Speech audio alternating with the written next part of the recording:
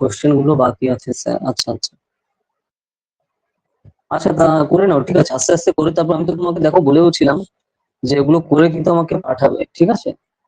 কারণ এগুলো প্র্যাকটিস করা দরকার। তুমি যত প্র্যাকটিস করবে তত খেলা আসবে। আর ফার্স্ট পেপারে যত তুমি নাম্বার উঠাতে পারবে তত সুবিধা হবে। তোমার মনে হতে পারে যেহেতু সেকেন্ড চ্যাপ্টার আমি 5-7 বছর ধরে পড়ছি, 7 বছর মানে বিএ, এমএ, আর ওপাশে 11-12, আমি এমনি পারবো, কিন্তু সেরকম কিন্তু না, ঠিক আছে? সেরকম ভাবার কোনো ব্যাপার নেই। তো তার জন্য কিন্তু তুমি ফার্স্ট পেপারে নাম্বারটা বেশি তোলা দরকার, কারণ আলটিমেটলি দুটো দুটো জায়গা থেকে নাম্বার তুমি যদি ঠিকঠাক ওঠাও তাহলে ওভারঅল কিন্তু তোমার ক্লিয়ার আসবে, মানে নাম্বারটা ঠিকঠাক আসবে, এবং সেই হিসেবে তোমার কিন্তু ক্র্যাক করতে সুবিধা হবে, বুঝতে পারছো? তো তার জন্য দুটোই কিন্তু খুব ইম্পর্টেন্ট। এখনো কমপ্লিট হয়নি, ওকে ওকে, ঠিক আছে। তো আস্তে আস্তে করো, কিন্তু রেগুলার কিন্তু ওই প্র্যাকটিসের মধ্যে থাকতে হবে, বুঝতে পেরেছো? টাইম লাগুক, কিন্তু প্র্যাকটিসের মধ্যে থাকবে, না হলে কিন্তু প্রবলেম, বুঝতে পেরেছো নাকি? আর রিভিশনও দেখবে। আর যেটা ধরো আগের দিন আমরা যেটা করলাম বা তার আগে যেগুলো করেছি সেইগুলো কিন্তু মাঝে মাঝে রিভিশন দেবে, কারণ রিভিশন দেওয়াটা খুবই মাস্ট। রিভিশন না দিলে কিন্তু ভুলে যাবে। ওকে, তো সেই জিনিসটা রয়েছে। তো গতদিন তো তুমি সেগুলো তো দেখেছো, তাতে আর তো কোনো প্রবলেম নেই না টপিকে বুঝতে, কারণ আমরা তো একদম সিম্পল ওয়েতে ধরে ধরে আমরা করেছিলাম, ঠিক আছে? তো চলো, তো তাহলে বই থেকে শুরু করো। আমরা হচ্ছে থার্ড পেপার, মানে থার্ড চ্যাপ্টার থেকে আমরা শুরু করবো। ওকে, পেজ হচ্ছে দেখো এটা, দেখো 3.1 পেজ, 3.1 পেজ খোলো, 1 পেজ। আর এখানে দেখো এমনি আমাদের জেনারেল যে সকল বই সেরকম সিস্টেমে করা নেই, মানে পয়েন্ট পয়েন্ট দিয়ে করায়, কেন যে করে এগুলো কে জানে। প্রপার ওয়েতে কিন্তু দিতে পারে, তাও দেবে না। তো ক্যামেরাতেও না, আমি হচ্ছে পুরো আমাদের এই সেশন গুলো না হয় পুরোটাই মোবাইলে, সিম্পল যে মোবাইল সেই মোবাইলেই করা, ডিএসএলআরও না। তো তার জন্য তারপরে আবার চায়না মোবাইল, তো সেই ব্যাপার আছে, ঠিক আছে?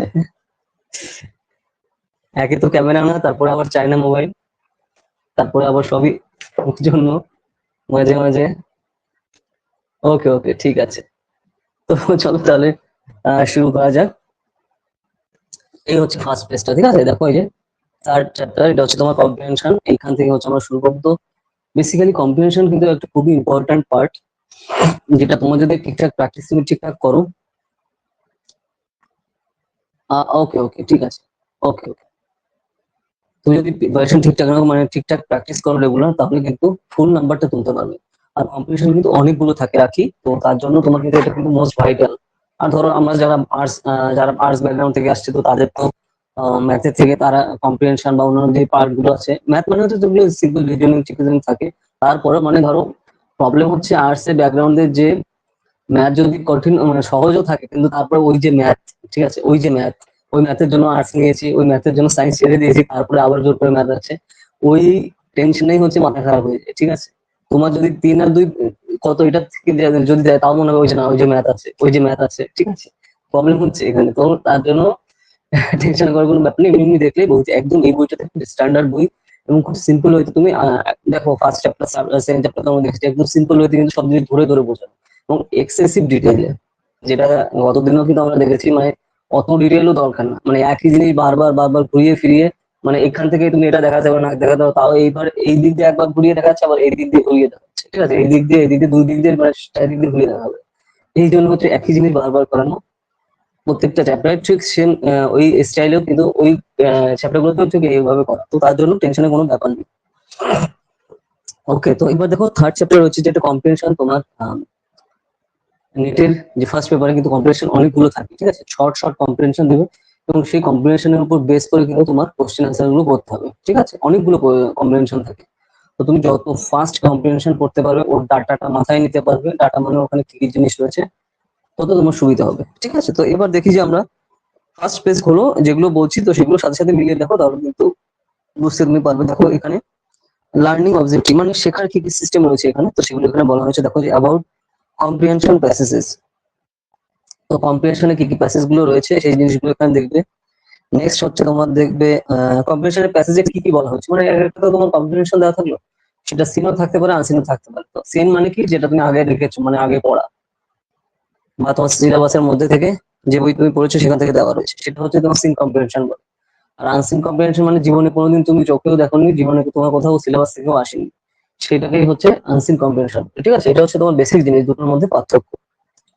নেক্সট হচ্ছে 2 নম্বর যে জিনিসটা মাথায় রাখতে হবে তোমার হচ্ছে সলিউশন গাইডলাইন। তো এখানে তুমি এই যে কম্প্রিহেনশন যেটা আছে, সলিউশন করার জন্য তোমার কোন জিনিসটা মাথায় রাখতে হবে আর কি কি গাইডলাইন্স তোমার ফলো করতে হবে, এই জিনিসটা কিন্তু এখানে পরপর ডিপেন্ড করছে এখানে।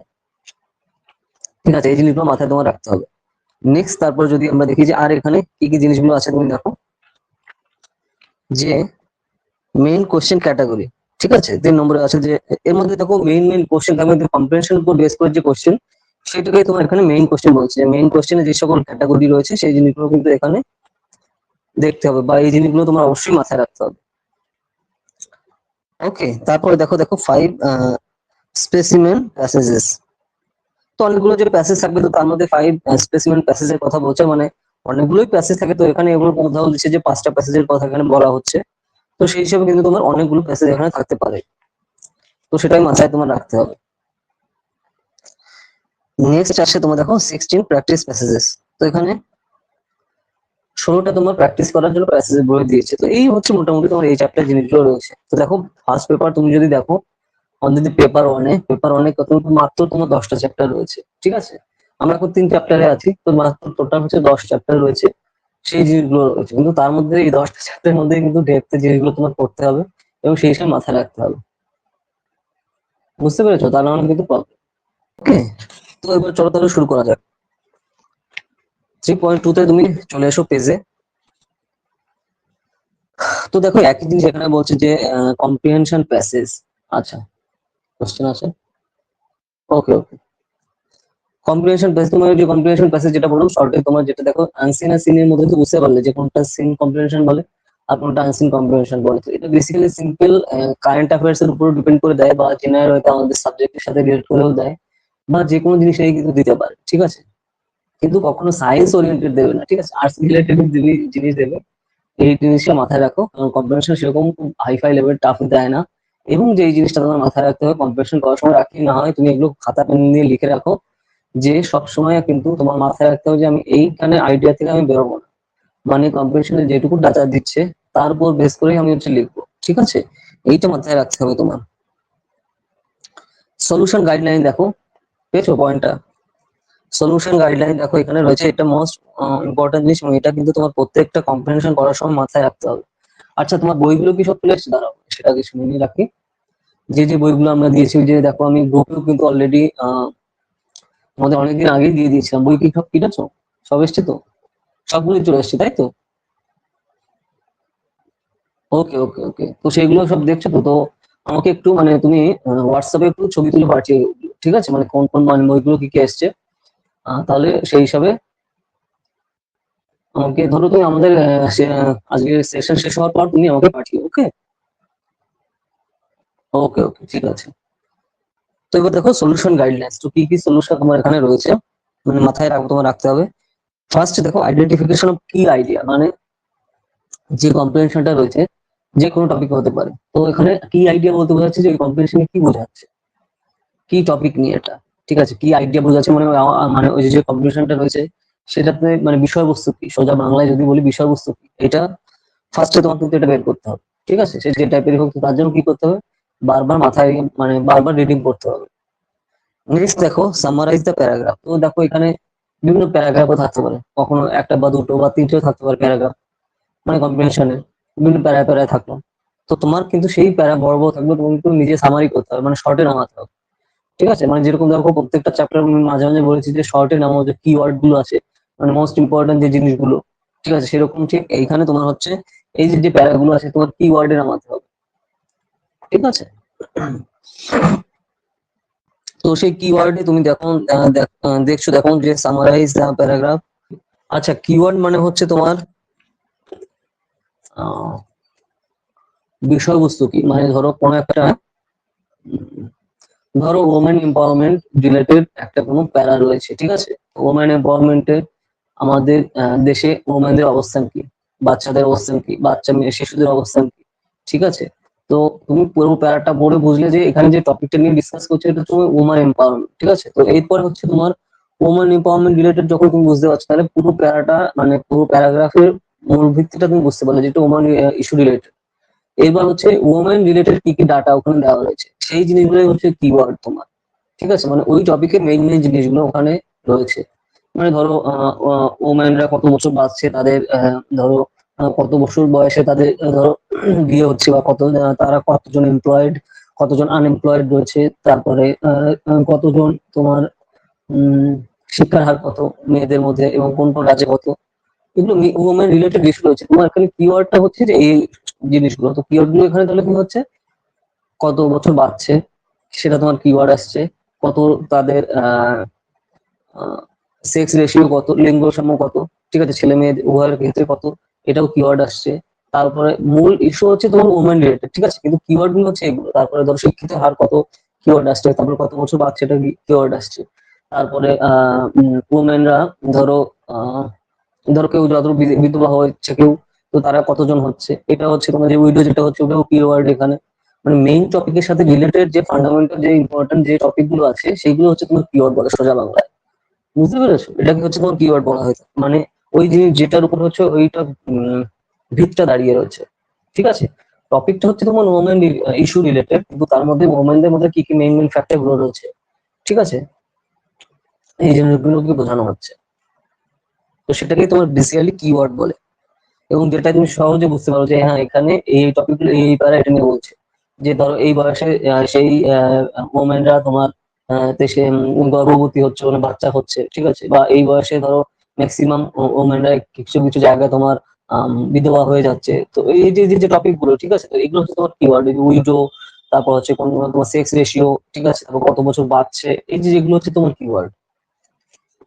বুঝতে পেরেছো? এইগুলোকে তোমার কিওয়ার্ড বলে। মেইন টপিক হচ্ছে একটা, আর কিওয়ার্ড হচ্ছে এগুলো। নেক্সট আছে তোমার হচ্ছে সামারাইজ দ্য প্যারাগ্রাফ, যেটা বললাম। ওকে, ডিটারমাইন দ্য সেন্টেন্স লিঙ্ক। এবার হচ্ছে আচ্ছা, ডিটারমাইন দ্য সেন্টেন্স লিঙ্ক। তো সেন্টেন্সের হচ্ছে লিঙ্ক তৈরি করা। তোমার ধর যে টপিক নিয়ে এখানে ডিসকাস করছে, তো ওমেন রিলেটেড ইস্যু তুমি বললাম, মানে তো তুমি হাইপোথেটিক্যালি এটা ভেবে নাও। তো সেখানে লিঙ্ক তৈরি করা, ধরো ওখানে ওমেন রিলেটেড বলছে যে ভারতে ওমেনরা কতদিন বাঁচছে, ঠিক আছে, তাহলে আবার সৌদি আরবে কতদিন বাঁচছে, ঠিক আছে, তারপরে সেই হিসাবে তোমার লিঙ্ক করতে পারছো। তো এইভাবে যে লিঙ্ক করা, বা ইউএসএ তে তারা কি কি ধরনের স্বাধীনতা লাভ করে, বা আমাদের দেশে কি কি স্বাধীনতা মেয়েরা পায়, বা আফগানিস্তানে পায় না, ঠিক আছে।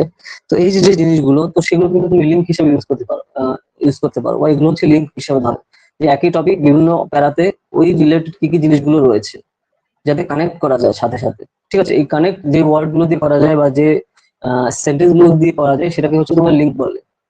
বুঝতে পেরেছো?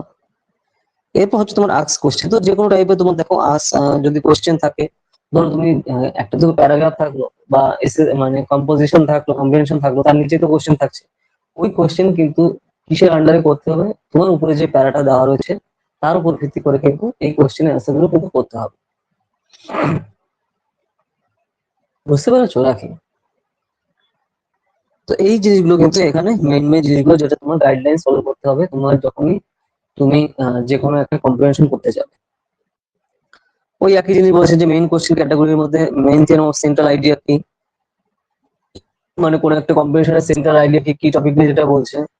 তারপরে দেখো যে সলিউশন অ্যাপ্রোচ, তোমার যে কোশ্চেনটা দেওয়া আছে, তো সেই কোশ্চেনটা মধ্যে দেখতে হবে যে কোন কোন কোশ্চেন, মানে কোশ্চেনে কি কি ওয়ার্ড ইউজ করা হয়েছে, তো সেই ওয়ার্ডটা তোমার কম্পিটিশনে কোথায় কোথায় রয়েছে সেইটার সাথে সাথে লিঙ্ক করা। এবং তার না হয় তুমি পেন্সিল দিয়ে দাগ বসলে, বা তুমি যখন বাড়িতে বসে করছো পেন্সিল দিয়ে বসে তুমি দাগিয়ে দাগিয়ে করলে, কানেক্ট করলে যে হ্যাঁ, এখানে হচ্ছে কম্পিটিশন, এখানে এই জিনিসটা রয়েছে, আর ঠিক ওই ওয়ার্ড দিয়েই কোশ্চেন মানে কোশ্চেন করা রয়েছে তোমার নিচের কোশ্চেন।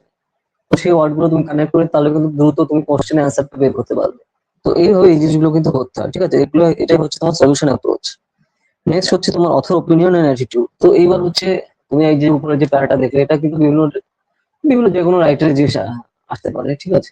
তো সেই রাইটারের পয়েন্ট অফ ভিউ কি, সেই রাইটারের থিঙ্কিং, সেই রাইটারের অ্যাপ্রোচ কি, এই জিনিসটা কিন্তু এর সাথে রিলেট করে জেনারেলি কোশ্চেনও থাকে। মানে তুমি কি ওটা নিয়ে ভাবছো সেটা কোনো যায় আসে না, অথর কি বলছে সেই জিনিসটা তার উপর ভিত্তি করে কিন্তু নিচের কোশ্চেন আসে। তো তখন তুমি যে প্যারাটা পড়ছো বা যে কম্বিনেশনটা পড়ছো, এই জিনিসটা কিন্তু অবশ্যই মাথায় তোমার রাখতে হবে, যে কোন কোন জিনিসগুলো এখানে অথর ভাবছে, অথবা আমরা সেই স্টাইলে আমার কিন্তু কোশ্চেন অ্যান্সারটা নামাতে হবে। বুঝতে পেরেছো? তো সলিউশন অ্যাপ্রোচে কিন্তু এই যে জিনিসগুলো তুমি পরপর দেখলে, এইভাবে হচ্ছে মাথায় রেখে, তারপর হচ্ছে যে কোশ্চেন থাকলো, কোশ্চেন দেখে দেখে তুমি ঠিকও করে নিলে যে হ্যাঁ, ধরো 6 নম্বর কোশ্চেনের অ্যান্সার ধরো উপরে প্যারাগ্রাফে 8 নম্বর লাইনে রয়েছে, তুমি এবার দাগিয়ে দাগিয়ে নিলে, লিঙ্ক করে নিলে যে 6 নম্বর কোশ্চেন আর উপরে প্যারাতে 6 দিয়ে ছোট করে একটা গোল দিয়ে দিলে, তার মানে তুমি একটা বুঝতে পারলো যে ওই নম্বর লাইনে 6 নম্বর কোশ্চেনের অ্যান্সার রয়েছে। এগুলো যদি লিখে রাখো, রাখতে না হয়, তোমার কিন্তু সুবিধা হবে বুঝতে হবে যেগুলো বলছি, যে ঠিক আছে যে কোনো দ্রুত কোনো কোশ্চেনের অ্যান্সার কি করে করতে হয়, মানে এস এর অ্যান্সার, এস এর মানে এখানে হচ্ছে তোমার কম্প্রিহেনশন। ঠিক আছে, ওই 6 নম্বর তুমি লাইনটা দেখলে 6 নম্বর কোশ্চেন, তো সেখানে 6 হিসেবে গোল করে দিলে একটা পেন্সিল দিয়ে। বা তারপরের লাইনে দেখলে 8 নম্বর কোশ্চেনে যে জিনিসটা বলছে সেই জিনিসটা তোমার এখানে কম্প্রিহেনশনে, মানে উপরে যে আনসার কম্বিনেশন 9 নম্বর লাইনে রয়েছে, তো সেইভাবে পয়েন্ট নাম্বার দিয়ে মানে পেন্সিল দিয়ে করে সিলেক্ট করে দেখলে, তাহলে কিন্তু আলাদা আলাদা হলো না। আর আলাদা আলাদা হলো এবং তুমি যখনই অ্যান্সার গুলো করবে তখন টু দা পয়েন্টে ধরতে সুবিধা হবে যে হ্যাঁ এইখানে 6 নম্বর কোশ্চেনের অ্যান্সার এই 9 নম্বর লাইনে রয়েছে, কারণ তুমি ওখানে মার্ক করে রেখেছো, গুগলে যাওয়ার আর কোনো সিন নেই। না হলে কিন্তু ধরো তুমি খুঁজে পেলে সব, না হলে গুলিয়ে যাবে যে এটার সাথে এটা করে দেবে আর এটার সাথে ওটা অন্য একটা অ্যান্সার দিয়ে দিলে, তাহলে দেখো পাড়া জিনিসও কিন্তু ভুলে যেতে পারে, কিন্তু এই জিনিসগুলো কিন্তু হতেও পারে। ঠিক আছে, তো এটা যত তুমি প্র্যাকটিস করবে তত হওয়ার সম্ভাবনা কম থাকবে। ওকে রাখি, তো এটাই হচ্ছে তোমার সলিউশন অ্যাপ্রোচ। যদি কোনো কোশ্চেন থাকে বা ডাউট থাকে আমাকে কিন্তু সাথে সাথে বলবে, তো সেগুলো নিয়ে হচ্ছে আমরা ডিসকাস করবো। কারণ এই জিনিসগুলো খুবই ভাইটাল, কারণ অনেকগুলো তোমার কিন্তু কম্পিটিশন থাকবে। আর কম্পিটিশন তুমি যত তাড়াতাড়ি এবং ফাস্ট করতে পারবে তত তুমি সময়টা বাঁচাতে পারবে।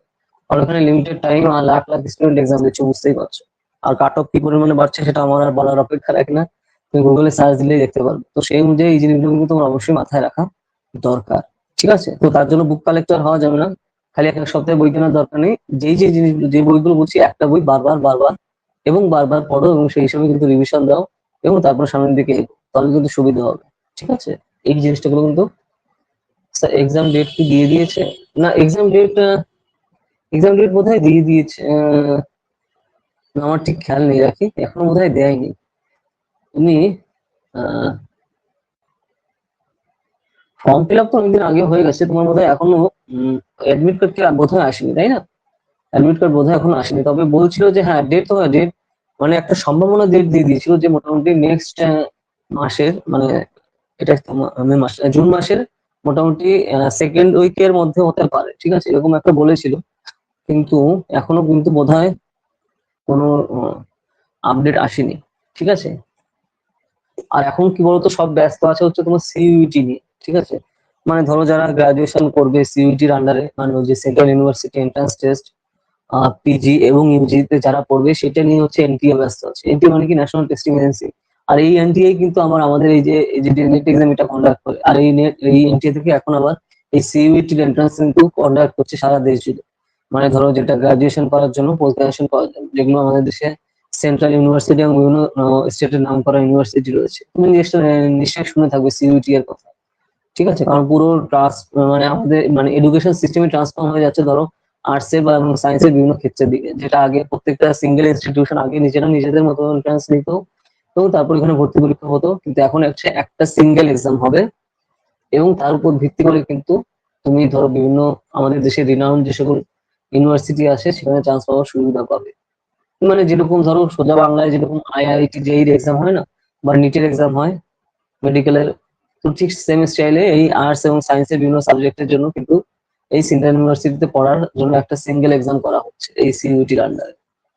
ঠিক আছে, তো সেই জিনিসটা দেখা যাচ্ছে, তো এর ফলে কি হবে, দেখো 12 এর এক্সামের নাম্বারে এত কোনো দাম থাকবে না, সব দাম চলে আসবে তোমার সিইউটি তে তুমি কত নাম্বার পাচ্ছ, এই জিনিসটা কিন্তু এখন চলে আসছে। তুমি নিশ্চয়ই তো দেখেছো, কারণ এই সিইউটি আমি কেন বললাম, রিসেন্টলি যেহেতু এই বছর থেকে নতুন হচ্ছে, আমাদের নেটের এক্সাম সাপেক্ষে কিন্তু এই জিনিসগুলো কিন্তু খুবই ভাইটাল, এই জিনিসের উপরে কিন্তু কোশ্চেন আসতে পারে। ঠিক আছে, এই সিইউটি জিনিসটা কি, তো এই জিনিসটা কিন্তু তোমার জানা দরকার এজ এ তোমার কারেন্ট অ্যাফেয়ার্স হিসেবে। যে ইউজি পিজি, ইউজির এখনো, হ্যাঁ ইউজি হচ্ছে তোমার 22 তারিখ তোমার লাস্ট ডেট ছিল। পিজির হচ্ছে ধরো যারা সিইউটির আন্ডারে, ধরো কেউ জেএনইউ তে পড়বে, ঠিক আছে, মানে জওহরলাল ইউনিভার্সিটি বা বেনারস হিন্দু ইউনিভার্সিটি বা যে কোনো ইউনিভার্সিটিতে, সেন্ট্রাল ইউনিভার্সিটিতে পড়বে, তাকে কিন্তু এই এক্সাম দিতে হবে এবং সেখানে এক্সাম ক্র্যাক করতে এবং ভালো র্যাঙ্ক করতে হবে, তাহলে হচ্ছে সে ভালো ইউনিভার্সিটিতে পড়তে পারবে, না হলে পড়ার কোনো সিন নেই। ঠিক আছে, একটা সিঙ্গেল এক্সাম করা হচ্ছে এখন, যেটা মানে বলা হচ্ছে যাতে তোমার স্টুডেন্টদের ঝামেলা কম হয়, দৌড়াদৌড়ি কম হয়। একটা সিঙ্গেল এক্সামের মাধ্যমে তার যে র্যাঙ্ক হচ্ছে সেই র্যাঙ্ক অনুযায়ী কিন্তু সে সেখানে চান্স পাবে বা পড়ার সুবিধা পাবে। তো সেই জিনিসটা কিন্তু রয়েছে। ওকে, এরপর দেখো, আচ্ছা ইমপ্লিসিট ইনফরমেশন, তো এইখানে দেখো যে জিনিসটা রয়েছে যে বিভিন্ন ধরনের ইনফরমেশন থাকে, তো সেই যে ইনফরমেশন তোমার কম্পিটিশনে রয়েছে তার উপর ভিত্তি করে কিন্তু তোমার অ্যান্সারটা দিতে হবে। অন্য কোনো তুমি কিছু ভেবে নিলে বা কিছু করলে কিন্তু তার উপর ভিত্তি করে কোনো হবে না। কম্পিটিশনে যে জিনিস রয়েছে বা যে জিনিস তুমি দেখতে পাচ্ছ তার উপর ভিত্তি করে সবসময় অ্যান্সার দেওয়া খুবই দরকার, না হলে কিন্তু প্রবলেম। তো এই জিনিসটা কিন্তু এখানে বলেই দেওয়া রয়েছে যে সলিউশন অ্যাপ্রোচে তোমার এই জিনিসটা কিন্তু মাথায় রাখতে হবে। নেক্সট আসছে তোমার দেখো যে ল্যাঙ্গুয়েজ এক্সপ্রেশন কোয়েশ্চেন। তো ল্যাঙ্গুয়েজ এক্সপ্রেশন মানে তুমি কোন ভাবে তোমার ল্যাঙ্গুয়েজ বলছো এবং নিজের মনোভাব প্রকাশ করছো, তো সেই জিনিসটা কিন্তু কথা এখানে পরপর এখানে বলা হচ্ছে। তো এখানে this question test our ability as move single known words and their literal meanings to understand the language uses and the subject matter of the passage. They test our reasoning skill and ability to relate to the author's idea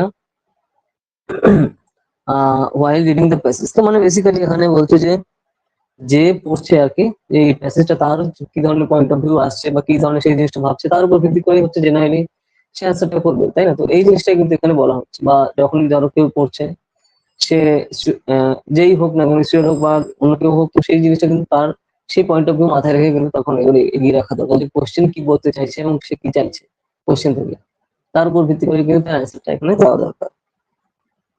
okay, next হচ্ছে তোমার organisation of the passage. তো প্যাসেজকে কি করে organise করতে হয়, যে systematic করে তুমি ভাগ ভাগ করা, যে এই পারে এই সম্পর্কে ধরো পজিটিভ জিনিস হয়েছে, এই পাড়ায় মিডিল পন্থা নেওয়া হয়েছে, এই পারে একদম নেগেটিভিটি হয়েছে। তো এইভাবে কিন্তু তোমার আলাদা আলাদা করা দরকার, তাহলে তুমি যে টাইপেরই কোশ্চেন আসুক তুমি কিন্তু তাহলে চুজ করতে পারবে। ঠিক আছে, তো সেটা জিনিসটা কিন্তু খুবই ভাইটাল হয়ে যাবে। এরপরে দেখো organization of the passage. Organization of the passage বলতে কিন্তু structure of the passage and the literary technique use by another argument. ঠিক আছে, তো প্যাসেজে ধরো কি ধরনের জিনিসগুলো বলছে এবং সেগুলো অর্গানাইজ করা, মানে ধরো বিভিন্ন টাইপের তো এক একটা ডাটা থাকে, তো কি কি টাইপের ডাটা আছে সেই ডাটাগুলো দেখো এবং সেই ডাটা অনুযায়ী কিন্তু আগে ডিভিশন গুলো তৈরি করো। তাহলে যখনই যার যেটা পছন্দ হচ্ছে তাহলে সেই হিসাবে সেটা নিবে, সেই হিসাবে শুনতে হবে। নাহলে একজনের কাছে এগুলো করতে গেলে কিন্তু পুরো ডিজাস্টার হয়ে যাবে জিনিসটা। ঠিক আছে, তাহলে মেইন যে কাজে এসছে সেই জিনিসটা না থেকে অন্য কাজে তোমার বেশি ব্যাপ্তি চলে আসবে, তো সেটা কিন্তু কখনোই কাম্য নয়। ঠিক আছে, তো এই ব্যাপারটা কিন্তু এখানে রয়েছে। সলিউশন অ্যাপ্রোচ, তারপর দেখো এখানে যে ধরো কোনো কম্বিনেশন রয়েছে, তো সেখানে যে টাইপের তোমার বিভিন্ন ধরনের টাফ ল্যাঙ্গুয়েজ দিল বা টাফ ডাটা দিয়ে করলো, তো এখানে আলটিমেট হচ্ছে তুমি এই যে এই ধরনের টাফ সিচুয়েশনে তুমি কিভাবে ঘাবড়ে না যাও বা অন্য কোনো জিনিসগুলো করো, তো এই জিনিসটা দেখার জন্য কিন্তু এই যে যে এখানে কিন্তু এই টাইপের জিনিস কিন্তু তোমাকে ফেস করতে হবে বা দেখতে হবে। ওকে, তো সেই ব্যাপারটা কিন্তু এখানে রয়েছে। তো এখানে পরপর এখানে এক্সাম্পল পরপর দিয়েছে। তারপর দেখো specimen passage 1, specimen passage 2, specimen passage 3, এইভাবে কিন্তু স্পেসিমেন প্যাসেজ 5 এভাবে কিন্তু ডিটেলস এখানে পরপর কিন্তু এখানে দেওয়া রয়েছে। এখানে কি বলছে দেখো, মানে এতক্ষণ ধরে আমরা যা যা দেখলাম তার উপর ভিত্তি করে হচ্ছে তোমার এই যে এক্সারসাইজ, যদি বলো যে এক্সারসাইজ হচ্ছে এই পরের পেজগুলো রয়েছে যে স্পেসিমেন প্যাসেজ 1, মানে আমরা এতক্ষণ ধরে আমরা যা যা দেখলাম তার উপর ভিত্তি করে হচ্ছে তোমার এই অ্যান্সার গুলো এখানে করতে হবে। ঠিক আছে, তো এইবার দেখো অনেক সময় দেখা যেতে পারে রাখি যে তোমার কম্পিটিশন যেটা রয়েছে তুমি ম্যাক্সিমাইজেশন মানে জানো না, তো তখন স্যার ফোন ঢুকছিল। ও আচ্ছা আচ্ছা, ঠিক আছে। তো এইবার এতক্ষণ ধরে ধরো আমরা যা যা দেখলাম না, তো এই জিনিসগুলো সবার পরে দেখো কম্পিটিশন গুলো রয়েছে, যা যা আমরা বললাম এগুলো পয়েন্ট ওয়াইজ লিখেছো তো শর্টে, কারণ যা যা এতক্ষণ ধরে বললাম এই জিনিসগুলো হচ্ছে তোমার এখানে মাথায় রাখতে হবে এবং এক একটা কম্পিটিশন করতে হবে। এবার হচ্ছে তাই দেখো এক্সারসাইজে দেখো দিয়ে দিয়েছে যে 3.4 তুমি পেজে যাও, এখানে কিন্তু কম্বিনেশন দিয়ে দিয়েছে। এই কম্বিনেশন গুলো এই একটু আগে আমরা এতক্ষণ ধরে যা যা বললাম তার উপর বেস করে কম্বিনেশন গুলো করো এবং তার অ্যান্সার গুলো করো, তাহলে কিন্তু সুবিধা হবে। আর এরপর দেখো ফার্স্টে তুমি যখন প্র্যাকটিস করার সময় কি করবে, এই বইতে সুবিধা রয়েছে যে পাশে পাশে কিন্তু তোমার কোয়েশ্চেন অ্যান্সার গুলো দেওয়া নেই, তাহলে কিন্তু দেখতে তোমার তাড়াতাড়ি তুমি দেখতে না চাইলে একটু তাকালে কিন্তু দেখে নিয়ে দিচ্ছ, তাহলে কিন্তু সেই জিনিসটা হচ্ছে। কিন্তু এখানে কিন্তু সব বইয়ের লাস্টে দেওয়া রয়েছে, তো তার জন্য টেনশন নেওয়ার কোনো কিন্তু ব্যাপার নেই। ঠিক আছে, এই জিনিসটা মাথায় রাখতে হবে। আর যে যে জিনিসগুলো এতক্ষণ আমরা বললাম এই মাথায় রেখে এই জিনিসগুলো কিন্তু পরপর মাথায় খাটিয়ে কিন্তু আহ তোমার কিন্তু ইউজ করা দরকার, এবং তাহলে কিন্তু কোশ্চেন আনসার গুলো মানে তোমার যে কম্বিনেশন আছে সেই কম্বিনেশনে তুমি ঠিকঠাক করতে পারবে। তো একটু কম্বিনেশনটা একটু বলে দেখো, তাহলে কিন্তু বুঝতে পারবে। একটু পড়ো, দেখো নিজে নিজে পড়ে দেখো যে কোথাও কোনো বুঝতে প্রবলেম হয় নাকি, তাও সেটা বলো। তারপর হচ্ছে আমি বুঝিয়ে দেবো যে এই জায়গায় এই প্রবলেম রয়েছে বা এই কিছু করতে হবে। জাস্ট করে রেখে দিয়েছি স্যার, আমি তো ফার্স্ট অ্যান্সার খুঁজে পাইনি। এখানে তো প্রত্যেকটা কোশ্চেনে কিন্তু অ্যান্সার দেওয়া রয়েছে, জাস্ট করে রেখে দিয়েছি। আমি জানতাম না অ্যান্সার দেওয়া আছে। ও আচ্ছা আচ্ছা আচ্ছা। না তো কম্প্রিহেনশনে তো তোমার আমি তো করতে বলিনি, আমি তো সেকেন্ড চ্যাপ্টার করতে বলেছিলাম। কম্প্রিহেনশন তো আজকে আমরা শুরু করবো সেটা বলেছিলাম। তুমি এই চ্যাপ্টার কি করেছো তাই বলছো নাকি? বুঝলাম না আমি। কম্প্রিহেনশন তো লাস্ট, এইবার আজকে আমরা শুরু করছি। আমি বলেছিলাম তো আগের চ্যাপ্টার গুলো, মানে আগের যে ক্লাস আমরা যে চ্যাপ্টার গুলো করেছি। আচ্ছা আচ্ছা আচ্ছা, ও আচ্ছা। ঠিক আছে তো, কোনো প্রবলেম নেই। তুমি কোশ্চেন অ্যান্সার দেখো, ঠিক আছে, না দেখলেই ভালো। ঠিক আছে, ওটা তো তোমার দেখো সলিউশনটা ঠিকঠাক দেখার জন্য, যে আমি এত কষ্ট করে এতক্ষণ ঘন্টা ধরে ধরে করলাম, তো সেটা কি আলটিমেটলি ঠিক পথে গেল না পুরোটাই আমি জিরো খেলাম, সেটা দেখার জন্য হচ্ছে তোমার লাস্টে এই করে মানে তোমার অ্যান্সার গুলো দেওয়া থাকে। কিছু কিছু বইতে দেখো, এই বইটা তার জন্য খুব স্ট্যান্ডার্ড ভালো, যে তুমি যখনই ধরো যে পেজে দেখছো, অনেক সময় থাকে কি বলতো, এখানে কোশ্চেনটা থাকলো তার পাশেই অ্যান্সারটা দেওয়া থাকে, ঠিক আছে। তো ওটা করলে মানে ধরো তুমি একটু চোখ বন্ধ করছো, তো না না একটু দেখে নি, ঠিক আছে। তো এই জিনিসটা করলে কিন্তু প্রবলেম হয়ে যায়। তো তার জন্য অনেকেই কিন্তু এই জন্য বিভিন্ন বইতে কিন্তু লাস্টের দিকে দিয়ে দেয় নাম্বার, মানে কোন নাম্বারে কোশ্চেন কত কি অ্যান্সার, তাতে যাতে স্টুডেন্টদের সুবিধা হয়। নাহলে তারা না চাইলেও কিন্তু ওভাবে দেখে নেবে।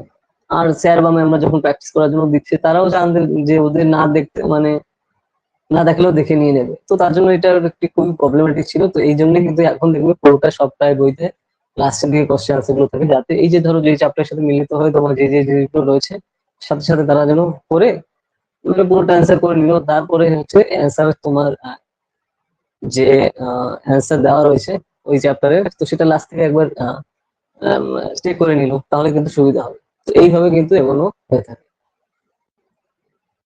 আর এইভাবে কিন্তু করতে হবে, বুঝতে পারছো? দেখো এখানে অনেকগুলো কিন্তু প্যাসেজ রয়েছে, প্যাসেজ 1 2 3, তো আমি এখান থেকে দেখতেই পাচ্ছি। ওই পড়ার কিন্তু একই সিস্টেম। দেখো প্যাসেজ আমরা যেরকম করেছি, যে প্রথমে প্যারাগুলো পড়া, তারপর সেখান থেকে কোনটার মানে কি বুঝতে পারলাম। তো অনেক সময় দেখো এরকম থাকবে যে তুমি মানে পুরোটা বোঝো না, তো তখন যে যে পয়েন্ট গুলো বুঝতে পারছো না সেগুলো মাথায় রেখে বাকি জিনিসগুলো কিন্তু একটু অনুধাবন করতে থাকো, বারবার বারবার দেখো, অটোমেটিক্যালি বোঝা যাবে। ঠিক আছে, তো এই জিনিসটা কিন্তু ফলো করতে পারো। ওকে, তো এইভাবে এই জিনিসগুলো কিন্তু ফলো করতে হবে। দেখো এখানে কোশ্চেন 1 2 3 4 5 5 6 ছটা কোশ্চেন আছে। তো সেই হিসাবে কিন্তু স্টেপ নিয়ে তারপর কিন্তু তোমার এগুলো করতে হবে। কোশ্চেন আনসার গুলো, মানে কোশ্চেন আনসার গুলো কিন্তু এতক্ষণ ধরে যখন আমরা যেগুলো বললাম যে কম্প্রিহেনশন করার সময়, সেম আনসার কম্প্রিহেনশন করার সময় কোন জিনিসগুলো কিন্তু ফলো করা দরকার। তো এইগুলো হচ্ছে সেইগুলো যে স্পেসিমেন, প্যাসেজ 1, প্যাসেজ 2, প্যাসেজ 3, আর হচ্ছে প্যাসেজ 4। তো সেই হিসাবে কিন্তু এই জিনিসগুলো পরপর এখানে কানেক্ট করছে, বা এবং প্যাসেজ 5ও কিন্তু এখানে পরপর রয়েছে। রাখি, বুঝতে পারছো এখানে কি কোন জিনিসগুলো মাথায় রাখতে হবে? আর এই জিনিসগুলো করবে। আর দেখো তুমি এক্সারসাইজ হিসেবে এগুলো বাড়িতে করো, তাহলে কিন্তু সুবিধা হবে। আমি হচ্ছে সিস্টেম বলছি যে কোন কোন জিনিসগুলো কি কোন স্টাইলে করতে হবে, আর প্র্যাকটিস করা হচ্ছে তোমার কাজ, ঠিক আছে। সেইখানে যদি কোনো কোশ্চেন থাকে বা করে থাকে যে স্যার এখানে কি বললো আমি বুঝতে পারছি না, বা এখানে কি রয়েছে এটা কি, তো এই জিনিসগুলো নিয়ে আমরা হচ্ছে ডিসকাস করবো। কিন্তু আলটিমেটলি সেই জিনিসগুলো মাথায় রেখে তার জন্য আমি বলেছিলাম যে পেপারে পেন দিয়ে লিখে রাখো, তাহলে কিন্তু ওই স্টেপগুলো তুমি যখনই মাথায় রাখবে এবং সিস্টেমেটিক হয়তো, তাহলে ভুল যাওয়ার সম্ভাবনা কম থাকবে। ওকে, বুঝতে পারছো রাখি? তো সেই জিনিসটা কিন্তু এখানে রয়েছে। তো তারপর দেখি যে অ্যাক্সেস ইউর লার্নিং, তো এখানে ওই যা যা রয়েছে এই চ্যাপ্টারে, তো আচ্ছা আচ্ছা, যে যে জিনিসগুলো রয়েছে চ্যাপ্টারে, তো সেই জিনিসগুলো কিন্তু দেখে কিন্তু এগোতে হবে। এই যে অ্যাক্সেস লার্নিং এর কথা বলা হচ্ছে, তো এইভাবে দেখো প্যাসেজের দেখো লাস্টের কিন্তু অ্যান্সার কি রয়েছে। 3.20 পেজে চলে যাও। 3.20 পেজে যে জিনিসগুলো রয়েছে এখানে দেখো, যে যে আমরা এই যে স্পেসিমেন যে প্যাসেজ গুলো দেখলাম, সেই প্যাসেজের উপর ভিত্তি করে হচ্ছে তোমার এই কোশ্চেন অ্যান্সার গুলো রয়েছে। তো তুমি দেখো বাড়িতে বসেই ধরো এসে গুলো করবে, ঠিক আছে। তো তারপরে আস্তে আস্তে নয় তুমি দেখে নিলে, মানে নিজে করে তারপরে অপশন গুলো দেখে নিলে যে হ্যাঁ আমার এখানে সাথে মিলছে কি মিলছে না। যদি মেলে তো তাহলে তো ভালো, একদম ঠিকঠাক লেভেলে আসা। যদি না মেলে তাহলে কিন্তু আস্তে আস্তে উপরের দিকে উঠতে হবে। রাখি, ক্লিয়ার? তো এরপরে দেখো যে অ্যাক্সেসিবল লার্নিং যে যে জিনিসগুলো বলছে, যে কেন বলছে, কেন হচ্ছে, আমি কেন পাইনি, তো এই জিনিসগুলো কিন্তু এখানে তুমি এখানে পেয়ে যাবে। ঠিক আছে, কারণ এখানে দেখো প্যাসেজ অনেকগুলো রয়েছে, 4 5 6, প্যাসেজ 14, প্যাসেজ টোটাল 16টা রয়েছে। ঠিক আছে, তো সেই হিসেবে কিন্তু তোমার করতে হবে। ওকে, তো এই দেখো এই চ্যাপ্টারটা কিন্তু এই জিনিসগুলো কিন্তু মোস্ট ভাইটাল, যে যে জিনিসগুলো আমরা ডিসকাস করলাম ওইটাই কিন্তু তোমার মাথায় রাখতে হবে। আর মাথায় কাম রাখা খুবই দরকার, খুব শান্ত মাথায় কিন্তু এই জিনিসগুলো করা দরকার, না হলে কিন্তু প্রবলেম। আর মাঝে মাঝে দেখো যেটা দেখা যায়, মাথা ঠান্ডা রাখা যায় ওখানে, যেখানেই তোমার কিন্তু এন্ট্রান্স এক্সাম, মানে এখানে যে নেটের এক্সাম সিট করবে, তো সেখানে যে খুব হাইফাই জায়গা হবে সেরকম কিন্তু হওয়ার সম্ভাবনা নেই। ঠিক আছে, তো এই জিনিসগুলো কিন্তু মাথায় রেখে এগোনো দরকার, না হলে কিন্তু প্রবলেম। কারণ দেখো বিভিন্ন সময় বিভিন্ন শিফটে এক্সাম পড়ে, তো স্টুডেন্টরা যদি আগে সেখানে গিয়ে জড়ো হয় তাহলে কিন্তু আলটিমেটলি সুবিধা হবে। তো না, না হয় কোথাও গিয়ে একটু আশেপাশে থাকলো তাহলে কিন্তু আরো ভালো হবে, না হলে যে পরিমাণে তোমার অনেকক্ষণ আগে কিন্তু তোমার গিয়ে লাইন দাঁড়াতে হয়, তো তার কোনো মানেই হয় না। তুমি ওখানে গিয়ে তাহলে অটোমেটিক যদি তুমি টাইম লিমিটের মধ্যে পৌঁছাও, তোমাকে এমনি ঢুকতে দেবে, তো সেই হিসেবে তুমি আগে আগে গিয়ে ঢুকে কিন্তু সেই হিসেবে রিল্যাক্স করা যেতে পারে, তো সেটাও কিন্তু একান্ত ভাবে ডিপেন্ড করছে। চ্যাপ্টার 4 হচ্ছে, আচ্ছা এবার কোনো কোয়েশ্চেন আছে বলো, যেগুলো আমরা এতক্ষণ ধরে আমরা দেখলাম, এই যে এই জিনিসগুলো হচ্ছে ভাইটাল জিনিস, এই জিনিসগুলোই হচ্ছে তোমার এখানে খেয়াল রাখতে হবে, যে যে কি কি রয়েছে আর কোন কোন জিনিসগুলো পয়েন্ট এবং কোন কোন জিনিসগুলো তোমার মাথায় রাখা দরকার।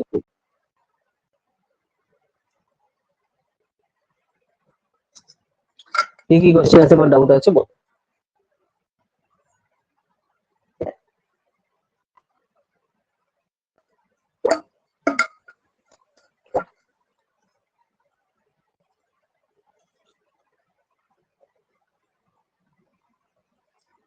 কোথাও কোনো ডাউট থাকলে, কোথাও কোনো প্রবলেম থাকলে বলো, রাখি, সেগুলো নিয়ে আমরা আস্তে আস্তে এগোবো। কারণ তোমার দেখো ক্লিয়ার রাখার জন্য খুবই দরকার, কনসেপ্ট ক্লিয়ার থাকা।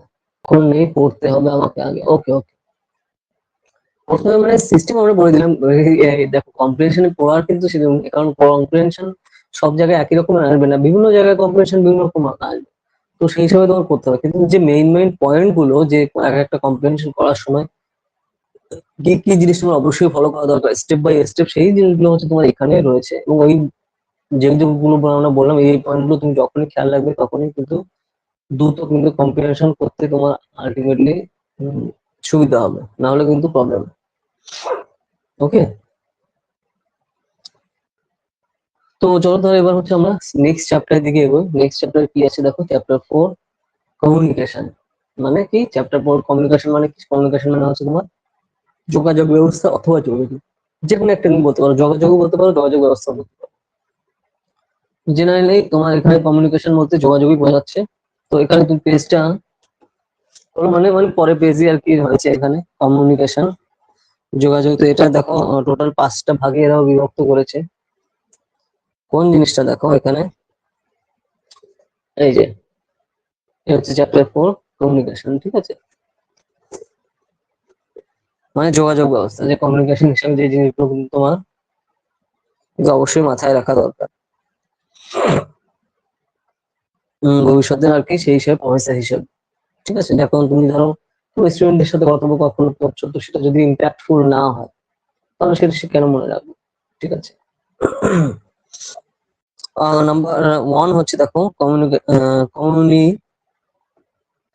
কমিউনিকেশন, এটার মানে কি এবং ক্যারেক্টারিস্টিক চরিত্রগুলো কি কি, এবং কমিউনিকেশন এবং যে কমিউনিকেশন যোগাযোগ ব্যবস্থার চরিত্রগুলো কি কি, এই জিনিসগুলো হচ্ছে তোমার রয়েছে এখানে। নেক্সট হচ্ছে 2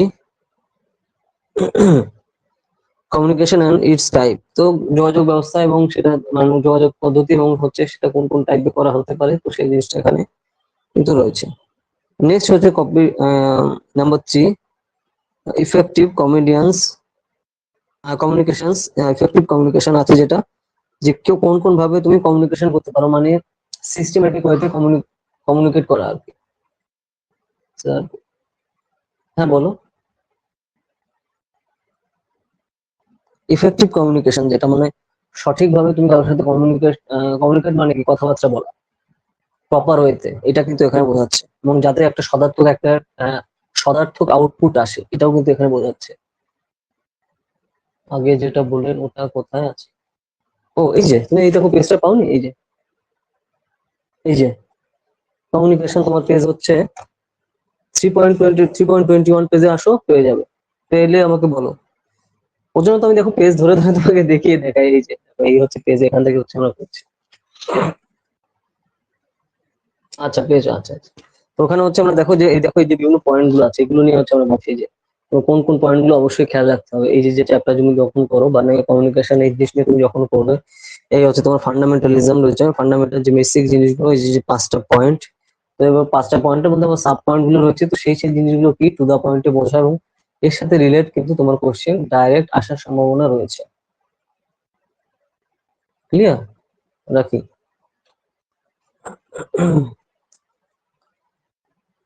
নেক্সট হচ্ছে দেখো এটা ইফেক্টিভ, আচ্ছা কি বলছে, ওকে ওকে। নেক্সট হচ্ছে দেখো ইফেক্টিভ কমিউনিকেশন মানে যেটা সঠিকভাবে পদার্থ থেকে একটা অর্থ বেরোচ্ছে তোমার, দেখো ভার্বাল এবং নন ভার্বাল মানে কথা বলার মাধ্যমে যে জিনিসগুলো আসছে সিস্টেমেটিক ওয়েতে। Inter cultural and group communities মানে বিভিন্ন কালচারের মধ্যে কথা হচ্ছে, ধরো আমরা কেউ বাঙালি, পাশে কেউ বিহারি রয়েছে, কেউ ঝাড়খণ্ডের রয়েছে, কেউ গুজরাটি রয়েছে, তো এভাবে ইন্টার কালচারের মধ্যে কমিউনিকেশন করা। তারপর গ্রুপ কমিউনিকেশন, বিভিন্ন গ্রুপে গ্রুপে কথা বলা। ঠিক আছে, যেরকম দেখো কলেজে স্কুলে কিন্তু অনেক গ্রুপ থাকে, যে এই আমি ওর সাথে বসবো বা ওর সাথে ঘুরবো, ওর সাথে ওদের সাথে আমি ঘুরবো না। ঠিক আছে, যেরকম গ্রুপিজম চলে, যেরকম যখন কলেজে বা ইউনিভার্সিটিতে ঠিক সেরকম মানে কেউ কাউকে কয়েকজনকে কেউ খুব ভালো লাগে, আবার কয়েকজনকে দেখলে গা জ্বলবে। ঠিক আছে, তো এরকমও রয়েছে। তো সেই জিনিসগুলো আর কি ঠিক সেম জিনিসই এখানে বলছে যে ভার্বাল, আচ্ছা interculture group communication and classroom communication. তো ক্লাসরুম কমিউনিকেশন মধ্যে হচ্ছে ক্লাসরুমে তুমি কি করে অন্যান্য তোমার যারা বন্ধু আছে এবং সহপাঠী আছে তাদের সাথে কি করে কমিউনিকেট করবে, বা টিচার আছে তাদের সাথে কমিউনিকেট করবে, সেই জিনিসগুলো এখানে বোঝা যাচ্ছে। কারণ তিনটাই কিন্তু আলাদা 3 রকম স্টাইলে হবে, কারণ আমরা তিনজনের সাথে কিন্তু 3 রকম স্টাইলে কথা বলি। তুমি যখন তোমার টিচার বা স্যার ম্যামের সাথে কথা বলছো সেটা একটা প্যাটার্নে হয়। তুমি যখন তোমার সহপাঠীদের সাথে বলছো, বন্ধু কিন্তু না, সহপাঠী মানে তোমার সাথে একসাথে পাঠ করে, মানে তোমার যাদের ক্লাসমেট তাদের সাথে তুমি এক ধরনের বিহেভ করছো, আর তোমার যারা ফ্রেন্ড বন্ধু তাদের সাথে কিন্তু আরেক ধরনের বিহেভ করছো। ঠিক আছে, তো এই জিনিসগুলো কিন্তু এখানে তুমি ঠিক সেম স্টাইলে কিন্তু এখানে বলছে যে তোমার কমিউনিকেশন গুলো কোন কোন স্টাইলে হয়ে যায়। সবগুলোই কমিউনিকেশন, কিন্তু প্যাটার্ন এক এক জায়গায় এরকম। ঠিক আছে, কোনটা আলট্রা সফিস্টিকেটেড, কোনটা একটু সফিস্টিকেটেড লোক দেখানো, আর কোনটা একটা হচ্ছে তোমার মন থেকে বলা যায়, অন্তর থেকে যে জিনিসগুলো বলছে। তো এরকম 3-4 টাইপের কিন্তু থাকে, আমরা কিন্তু সব ধরনের জিনিসগুলো ইউজ করি। ঠিক আছে, কারণ তুমি বাড়িতে ধরো যেভাবে কথা বলছো বা যেভাবে থাকছো, তোমার যারা বন্ধু তার সাথে তো তখন সেভাবে থাকছো না, না বা কথা বলছি না বা অন্য ধরনের সেই জিনিসগুলো মস্তি যেগুলো করছে সেগুলো তো আলাদাই হচ্ছে। তো ঠিক সেম স্টাইলে কিন্তু এখানে এভাবে বোঝানো হচ্ছে যে আমরা এরকম কমিউনিকেট করি কিন্তু 3 রকম, 2-3-4 রকম স্টাইলে। ঠিক আছে, কার সাথে তোমার কিরকম বনে বা তার সাথে তোমার কিরকম লাগে তার উপর ভিত্তি করে কিন্তু হয়। ঠিক আছে, যেটা বললাম যে কাউকে আমরা চোখে দেখতে পাই না, মানে দেখলে গা জ্বলে যে আমার কেন সামনে এলো। ঠিক আছে, বা মানে পারলে মেরেই ফেলি এখন। ঠিক আছে, এই টাইপের এক ধরনের থাকে। তারপরে আরেকজন হচ্ছে মানে শো আপ করে দেখানো, হ্যাঁ ফর্মালিটি, এরকম ফর্মালিটি করা। আর হচ্ছে থাকছে স্যার ম্যামদের সাথে এক ধরনের রাখা, আর হচ্ছে ক্লাসমেটের সাথে এক ধরনের রিলেশন রাখা, আর হচ্ছে তোমার বন্ধুদের সাথে। তো এই যে যে জিনিসগুলো রয়েছে সিস্টেমেটিক ওয়েতে, এই জিনিসগুলো কিন্তু তোমার ওভারঅল এই ইফেক্টিভ কমিউনিকেশনের মধ্যে আসছে। এই সবগুলো কিন্তু কমিউনিকেশন হচ্ছে, কিন্তু এক একটা এক স্টাইলে। রাখি, বুঝতে পারছো আমি কি বললাম? তো দ্যাট এটা আমি রিয়েল লাইফ উদাহরণ দিলাম যে জেনারেলি কি হয় এক একটা ক্লাসরুমে। ঠিক আছে, যেরকম একটা স্বাভাবিক কিন্তু সবসময় হয়।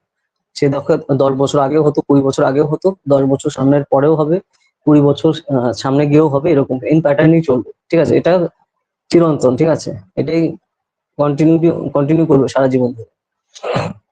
ঠিক আছে, কারণ আমরা এক একজনের সাথে এক এক রকম আমাদের কানেকশন থাকে বা ওটা আমার সাথে ভালো লাগা থাকে। তো এই টাইপের কিন্তু রয়েছে এই ব্যাপারগুলো। ওকে, তারপর দেখো ব্যারিয়ার্স টু ইফেক্টিভ কমিউনিকেশন। তো ইফেক্টিভ কমিউনিকেশনের জন্য কি কি ব্যারিয়ার রয়েছে, মানে সঠিকভাবে কমিউনিকেশন মানে যোগাযোগ করার জন্য সেখানে কি কি তোমার প্রবলেম থাকতে পারে, কোন কোন জিনিসগুলো রয়েছে, তো সেই জায়গা কিন্তু এখানে ডিসকাস করছে এইভাবে। 4 নম্বর গেল, এরপর আসছে তোমার দেখো mass media and society. Mass media বলতে বিভিন্ন ধরনের যে মিডিয়া থাকে সেখানে আমরা কিভাবে ইউজ করছি, আর তারপরে সোসাইটি কিরকম ভাবে চলছে, সমাজ কিভাবে চলছে। তো দেখো মোটামুটি 2010 সালের আগে সোশ্যাল মিডিয়া অতটা ছিল না এবং লোকজন অতটা ইউজও করতে পারতো না, কারণ লোকজনের ধরাছোঁয়ার বাইরে ছিল, কারণ সেটা খুবই হাইপার এক্সপেন্সিভও ছিল।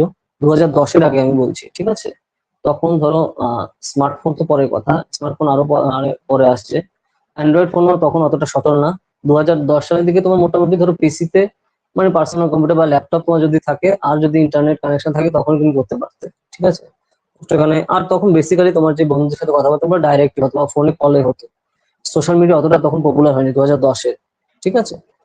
তো আমি আজ থেকে 12 বছর আগের কথা বলছি, ঠিক আছে। তো এরপরে কিন্তু আস্তে আস্তে মাস মিডিয়া আস্তে আস্তে আস্তে আস্তে আসতে থাকে, লোকজন আরো বেশি করে ইন্টারনেটের সাথে জয়েন করতে থাকে।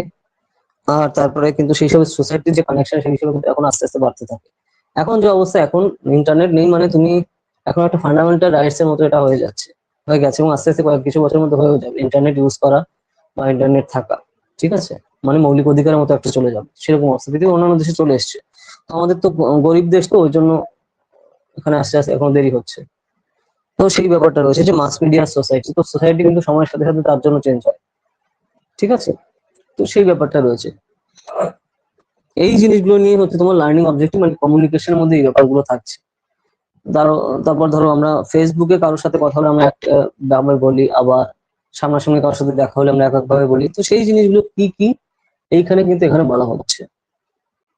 ওকে ওকে, ঠিক আছে। তো এই ব্যাপারগুলো কিন্তু রয়েছে, এখানে মাথায় রাখতে হবে।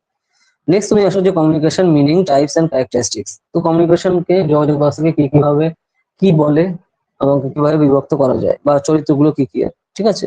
তো এখানে কমিউনিকেশন মানে যোগাযোগ ব্যবস্থা, বুঝতে পারছো, বিভিন্ন টাইপের যোগাযোগ হয় এবং কানেকশন রাখা অন্যদের সাথে, সেটা বিভিন্ন টাইপের হতে পারে বা বিভিন্ন থ্রুতে হতে পারে, ঠিক আছে। যেরকম ধরো ফোনে কলে হচ্ছে বা কারো তোমার ফেসবুকে, হোয়াটসঅ্যাপে হচ্ছে, ইনস্টাগ্রামে হচ্ছে, চ্যাটে হচ্ছে, কোনো বিভিন্ন টাইপের। তো সেই জিনিসগুলো কিন্তু এখানে এখানে ক্যারেক্টারিস্টিক্স এখানে যে জিনিসগুলো আসছে।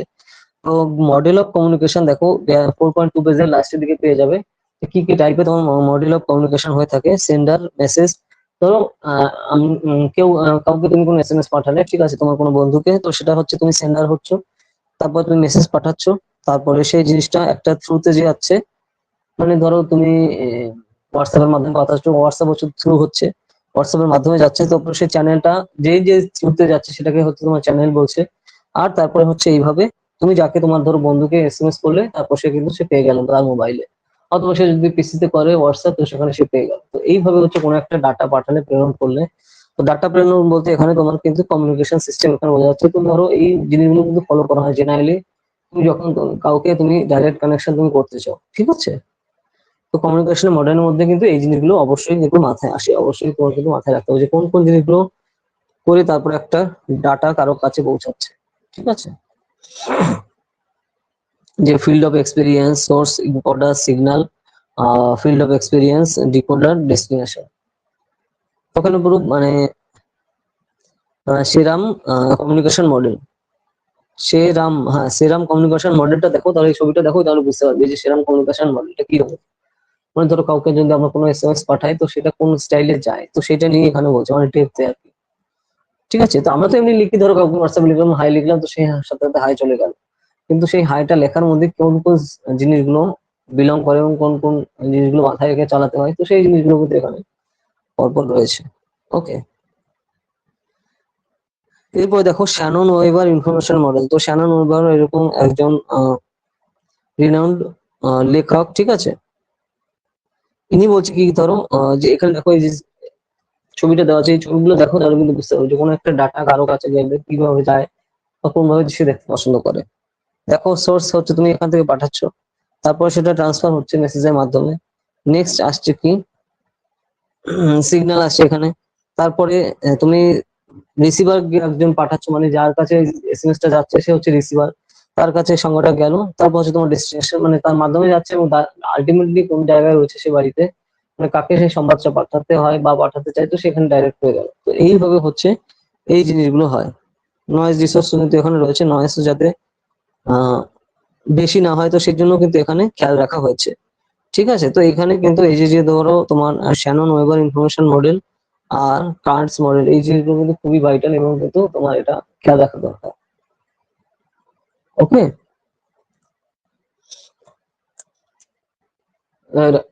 রাখি, ক্লিয়ার, বুঝতে পারছো? আর এগুলো কিন্তু দেখো একদম সিম্পল জিনিস, কিন্তু ওই যে একই অবস্থা, এই সাবজেক্টের ব্যাপারই হচ্ছে যে একটা সিম্পল জিনিসকে এত ঘুরিয়ে ফিরিয়ে বলে, তো উল্টে আমরা সেই ঘোরানোর চোটা আবার নিজে যে কি দিয়ে শুরু করেছিলাম সেটাই ভুলে যেতে হয়, ঠিক আছে। সেটা হচ্ছে প্রবলেম। মাঝে মাঝে এরা ইচ্ছা করে এই জিনিসগুলো করে থাকে যাতে স্টুডেন্টরা, মানে টিচাররা, মানে স্টুডেন্টরা কনফিউজ হয়ে যায়। ঠিক আছে, যে শ্যানন ওভার ইনফরমেশন মডেল যেভাবে কাজ করছে। এরপরে দেখো যে জিনিসটা আছে, যে মডেল বিভিন্ন কিন্তু বলছে যে শ্যানন ওভার যে সিস্টেমটা এটা কি করে কাজ করছে, এখানে দেখো রয়েছে যে পরপর যে এনট্রপি, রিডান্ডেন্সি, চ্যানেল ক্যাপাসিটি, এই জিনিসগুলো রয়েছে। তো এই শ্যানন ওয়েভার ইনফরমেশন মডেলটা ছবিটা পেয়েছো, তুমি ছবিটা দেখেছো নাকি? বুঝতে পারছো? কোনো একটা ধরো তুমি যদি এখানে সিস্টেম পাঠাতে চাও, মানে কোনো একটা ইনফরমেশন পাঠাতে চাও, তাহলে সেটা কোন কোন জিনিসগুলোর মাধ্যমে যাবে। তো এই যে বিভিন্ন রাইটারের নাম, এই নামটা একটু খেয়াল রেখো, এবং তার মডেলে কি বলেছে এটা একটু মাথায়, মানে ছবিটা তুমি মাথায় রাখবে, তাহলে কিন্তু বুঝতে পারবে। আর বেশ কিছু জিনিস এখানে মাথায় মনে রাখার দরকার নেই। ঠিক আছে, যে কোন কার রাইটারের হচ্ছে মডেল এটা, এবং সেটা কিরকম মোটামুটি দেখতে। কারণ এখানে তো তোমার দেখো নেট এক্সামে তো তোমার কোনো ছবি আঁকতে হবে না, কিন্তু তুমি ধরো কোশ্চেনটা দেখে যেন বুঝতে পারো যে এইটাই কোন প্যারা থেকে করেছে বা কোন চ্যাপ্টার থেকে করেছে, তো সেটা বোঝাও কিন্তু ইম্পর্টেন্ট ব্যাপার। না হলে কিন্তু তুমি ঠিকঠাক অ্যান্সারই করতে পারবে না যে এর সাথে এটা মানে কতটা স্ট্রংলি ইউজ হবে। ওকে, এরপর দেখো যে দো the model attempts to explain the process of communication further on a communication model without any emphasis or feedback. তো এখানে শ্যানন ওয়েবার আরো কি কি জিনিসের কথা বলছেন এই যে ফিলোসফাররা বা এই রাইটাররা, সেগুলো দেখো। এনট্রপি, ঠিক আছে, এনট্রপি মানে কি? The information can be measured by entropy, one's degree of freedom of choice to select a language, the ratio of the actual to the maximum entropy is called relative entropy. তো এমনি একটা দেখো এখানে তুমি মানে ঘুরিয়ে ফিরিয়ে জিনিসটা বলেছে। এখানে বেসিক্যালি যে জিনিসটা হচ্ছে, কোনো একটা ডাটা বা মেসেজকে বা ইনফরমেশনকে তুমি কি করে শোকেস করে রাখতে পারো বা মাথায় রাখতে পারো বা বিভিন্ন জায়গায় রাখতে পারো, সেই প্রসিডিউরটা এখানে কিন্তু এখানে বলা হয়েছে, কিন্তু অনেক বেশি ঘুরিয়ে ফিরিয়ে এখানে বলছে। ঠিক আছে, তো এখানে এনট্রপি মানে হচ্ছে এটাই। তারপর দেখো রিডান্ডেন্সি। রিডান্ডেন্সি মানে হচ্ছে যে কমিউনিকেশনের মাধ্যমে কোন পরিমাণে যে ডাটা, সেই জিনিসগুলো দেওয়া হচ্ছে এবং নেওয়া হচ্ছে, এই জিনিসটা কিন্তু তোমার এই যে রিডান্ডেন্সি পার্টের মধ্যে আসছে। ধরো কোনো পরিমাণে ডাটা তুমি কারোর কাছ থেকে নিচ্ছ অথবা দিচ্ছ, এবং সেটা কি পরিমাণে যাচ্ছে, তো সেই জিনিসটা কিন্তু এখানে পরপর কিন্তু দেখা হচ্ছে। ঠিক আছে, রিডান্ডেন্সির মাধ্যমে। এরপর দেখো তোমার Chennai capacity, the amount of information that can be transmitted per unit of time. তো যে পরিমাণে তথ্য তোমার পার ইউনিটে দেখতে পারবে, তো সেই জিনিসগুলো কিন্তু পার মিনিটে তোমার দেখো রয়েছে যে that can be transmitted per unit of time beyond optimum level of information would lead to errors. তো মোটামুটি দেখো ইনফরমেশন একটা নির্দিষ্ট পরিমাণে ডাটা দেওয়ার মতো একটা সক্ষমতা রয়েছে। তো সেই ডাটা এক্সিড করে তুমি যদি বিভিন্ন ধরনের সংজ্ঞা দিতে চাও, তাহলে কিন্তু সেই হিসাবে যাবে। তো সেটাই কিন্তু এখানে সিস্টেমেটিক ওয়েতে কিন্তু বলা রয়েছে। ওকে, যে চ্যানেল ক্যাপাসিটি কি। আর তারপর দেখো লিগান মডেল 1961। তো লিগান মডেল হচ্ছে message or context channel for communication treatment of message original and audience response.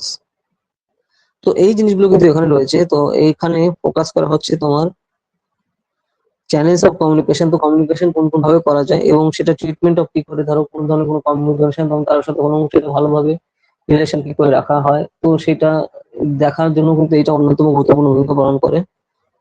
এরপরে এই মডেলটা এসছে কবে, 1961 সালে। এইটুকু এখন মাথায় রাখা কিন্তু দরকার। এরকম দেখো বিভিন্ন সময় যে যে ডাটা গুলো আসছে, তো সেগুলো ইয়ার ওয়াইজ একটু মাথায় রাখলে কিন্তু সুবিধা হবে।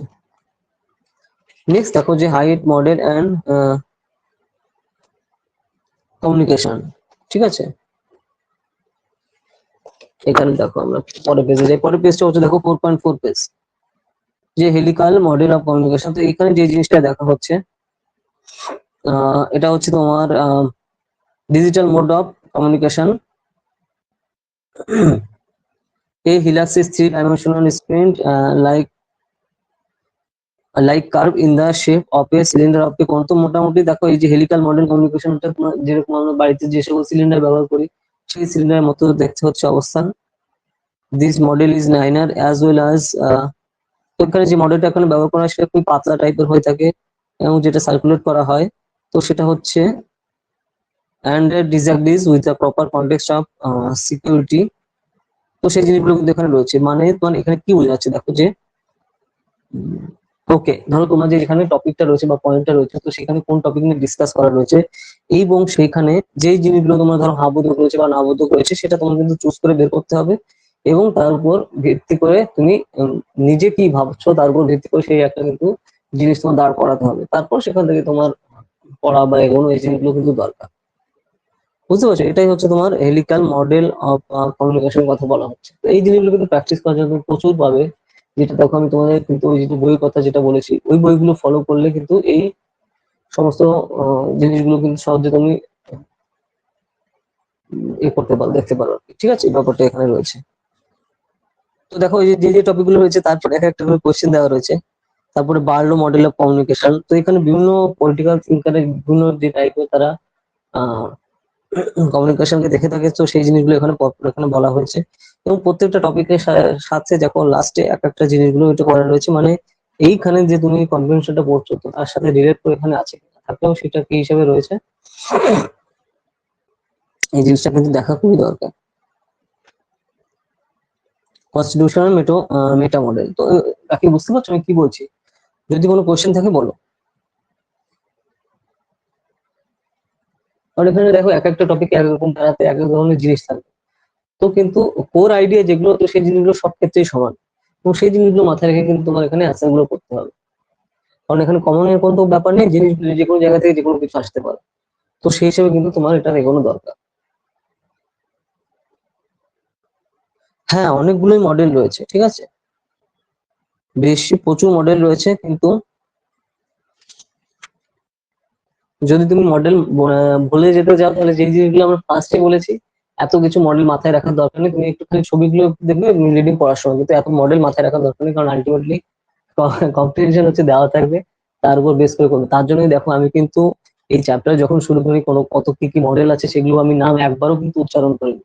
কারণ এখানে প্রচুর টাইপের মডেল রয়েছে। তো বেসিক্যালি যেই জিনিস তোমার মাথায় রাখতে হয় সেই জিনিসগুলোই আমি ফার্স্টে দেখবে আলোচনা করেছি, মনে পড়ছে তো? সেই জন্য কিন্তু আমাদের দেখে চ্যাপ্টার শুরুতে, তো ওই জন্য এখানে দেখে মানে ঘাবড়ানোর জন্য কিন্তু এই জিনিসগুলো দেওয়া, ঠিক আছে। ওই যেটা আমি আগেও বলেছি যে প্রত্যেকটা চ্যাপ্টারে একই জিনিস ঘুরিয়ে ফিরিয়ে একই কথা বলে, ঠিক আছে, এবং যাতে কনফিউজ হয়ে যায় স্টুডেন্টরা, তো সেই হিসেবে এই জিনিসগুলো করা থাকে। ওকে, তো তার জন্য ওগুলো নিয়ে ভেবো না। তো এইভাবে এমনি তুমি যে অপশন গুলো আছে সেগুলো দেখে যাও। আর বিভিন্ন যে টপিক গুলো এখানে বলছে যে বিভিন্ন টাইপের যে মরাল, তো সেই জিনিসগুলো এমনি দেখলে কিন্তু আমার বুঝতে সুবিধা হয়ে যাবে। স্যার এত মডেল দেখেই তো আচ্ছা, হ্যাঁ, আমি তো ওই জন্যই দেখো ফার্স্টে কিন্তু আমি কোনো মডেল ফডেল কিচ্ছু বলিনি, কিচ্ছু না। আমি ওদের জেনারেলি কি করবো, তো এত মডেল তোমার দেখানো সেই হিসাবে অত দরকার নেই। তুমি এমনি দেখতে পারো কয়েকবার, কিন্তু অতটা মনে রাখার হিসাব হিসেবে দরকার নেই। মেইন জিনিস হচ্ছে ফার্স্টে আমি যে এই জিনিসটা বলছি যে তুমি কম্প্রিহেনশন করার সময় কি কি জিনিস মাথায় রাখতে হবে, ওই জিনিসগুলো মাথায় রাখবে, ঠিক আছে, এবং সেটাই তুমি ফলো করে করো তাহলে কিন্তু, কারণ মডেল মানে কম্প্রিহেনশন তোমার কিন্তু অবভিয়াসলি থাকবেই থাকবেই এবং থাকবে, তুমি করতেই হবে। কিন্তু এখানে হচ্ছে যে ঘুরিয়ে ফিরিয়ে ওই একই জিনিস দেখায়। তার জন্য উল্টে মানে তুমি যদি পারো তাও এখানে এরা যে পরিমাণে ডিসকাস করে যা করেছে উল্টে তুমি ভুলে যাবে, এরকম ভাবে এখানে করা, ঠিক আছে। কিন্তু তাও তুমি নামগুলো দেখতে পারো যে কোন কোনটা যে যে মডেল গুলোর নাম বলছে, এই কোন কোন মডেলে কি কি হয়, একটু ছবিটা দেখলে তুমি বুঝতে পারবে। তো সেই হিসাবে দেখো আর ওটুকু খেয়াল রাখো। যে যেরকম দেখো ট্রান্সমিশন মডেল কথা বলছে, ইন্টারঅ্যাক্টিভ মডেলের কথা বলছে, তারপরে ট্রান্সমিশনাল মডেল অফ কমিউনিকেশনের কথা বলছে, এই ব্যাপারগুলো রয়েছে। নেক্সট আসছে কি দেখো, তো তুমি এমনি এগুলো একটু ছবি দেখলে বুঝতে পারবে যে কোন কোন মডেলে কি কি জিনিসগুলো বোঝাচ্ছে। কিন্তু আলটিমেটলি তোমাকে কিন্তু কম্পিটিশন করতে হবে। তো সেই জিনিসগুলো করার সময় কিন্তু এই ব্যাপারগুলো কিন্তু অবশ্যই মাথায় রাখা দরকার এগুলো। এরপর দেখো আস্তে আস্তে আমরা যাচ্ছি হচ্ছে এবার মাস মিডিয়া মডেল। এটা দেখো 4.5 পেজে তুমি কিন্তু পেয়ে যাবে। রাখি খুঁজে পেয়েছো? এই দেখো আমি দেখাচ্ছি, এই যে 4.5 পেজে, এই যে মাস মিডিয়া, এই দেখো, এই হচ্ছে তোমার মাস মিডিয়া মডেল। হ্যাঁ, এই তো এটা কিন্তু মাথায় এবার রাখতে হবে, ডাইরেক্ট ওখানে চলে এসো। যে মাস মিডিয়া মডেল মানে কি, সর্বসাধারণের জন্য যে মিডিয়া যে রয়েছে এবং সেগুলো মডেল কোন কোনগুলো রয়েছে এবং সেগুলোর মধ্যে কোন কোন জিনিসগুলো ফলো করা দরকার বা ফলো করা দরকার না, এই জিনিসগুলো কিন্তু এখানে বলছে, ঠিক আছে। মাস মিডিয়া মডেল বলতে এখানে যতজন মাসের কাছে তুমি পৌঁছাতে পারো যে যে মিডিয়ামের মাধ্যমে, মানে যে সোশ্যাল মিডিয়ার মাধ্যমে, সোশ্যাল মিডিয়ার মাধ্যমে খুব দ্রুত কিন্তু যে কোনো কাজের কাছে পৌঁছানো যায়। তোমার যে ডাটা বা তোমার যে আইডিয়া তুমি কিন্তু ডাইরেক্ট সেখানে শেয়ার করতে পারো, তারা যদি সেখান থেকে ইনফ্লুয়েন্স হয় তো তাহলে সেই হিসাবে তারাও তোমার সাথে যুক্ত হবে, তো সেই ব্যাপারটা রয়েছে এখানে। মাস মিডিয়া মডেল দেখো, এখানে ট্রান্সমিশনের কথা বলা হচ্ছে নাম্বার ওয়ানে, তারপরে সেন্ডার্স ওরিয়েন্টেশন হচ্ছে তোমার ট্রান্সফার মিনিং এখানে ডিসকাস করা, তারপর হচ্ছে তোমার রিসিভার্স ওরিয়েন্টেশন, তো সেই জিনিসগুলো কিন্তু এখানে রয়েছে। তো এখানে মাস মিডিয়া মেথড বলা হচ্ছে তোমার এক্সপ্রেশন ও রিচুয়াল, আর হচ্ছে সেন্ডার কোঅর্ডিনেশন হচ্ছে তোমার পারফরমেন্স, তারপর হচ্ছে তোমার শেয়ার্ড এক্সপিরিয়েন্স। তো এই জিনিসগুলো কি তোমার মনে হচ্ছে যে এইগুলো কি বোঝাচ্ছে এগুলোতে? তো এই যে জিনিসগুলো হচ্ছে দেখো, মাস মিডিয়া মডেল মানে হচ্ছে ম্যাক্সিমাম লোক, মাস মানে কি সাধারণ লোকেরা, তো তাদের জন্য একটা মডেল এখানে দরকার হচ্ছে কানেক্ট হিসেবে, ঠিক আছে? তো তার জন্য বিভিন্ন রকম নামে বিভিন্ন জিনিস দেখা হচ্ছে, যে বিভিন্ন ধরনের কোনো ডাটা ধরো ট্রান্সফার করা, সেটাকে একটা জিনিস বলছে। ধরো কোনো এক ধরনের রিচুয়াল মানে রীতিনীতি যেগুলো রয়েছে সেগুলো ফলো করা, সেই জিনিসগুলো করছে এবং সেখানে একটা সেখান থেকে এক্সপিরিয়েন্স বা অভিজ্ঞতা পালন করছে। তারপর তোমার দেখো অ্যাটেনশন গেইনিং, ঠিক আছে? তো বিভিন্ন টাইপের তোমার অ্যাটেনশনে নিয়ে আসা, হঠাৎ করে দেখো যেরকম আহ, অনেক সময় ক্লাসে বিভিন্ন স্টুডেন্টরা নিজেরা অ্যাটেনশন নেওয়ার জন্য বা মানে যেটা বলে না নিজে ভাও খাওয়ার জন্য অনেকে অনেক কিছু বলে যাতে মানে ইমপ্রেশনটা বাড়ে, স্টুডেন্টরা সবাই একটু বাহবা দেয়। তো সেই টাইপের জিনিসগুলো কিন্তু এখানে অ্যাটেনশন গেইনিং এর কথা বলছে ডিসপ্লের মাধ্যমে, ঠিক আছে? তো এই জিনিসগুলো কিন্তু এখানে মাস মিডিয়া মডেলের মধ্যে আসছে। রাখি, বুঝতে পারছো? এইভাবে জিনিসগুলো মনে রাখো, তাহলে মানে সিম্পল ওয়েতে যে জিনিসগুলো আমরা সচরাচর চোখের সামনে দেখতে পাচ্ছি তাহলে সুবিধা হবে। না হলে মানে সব ধরে ধরে ভাবে কিন্তু দেওয়া পাওয়া সম্ভব না, তো ঠিক আছে সেই ব্যাপারটা রয়েছে।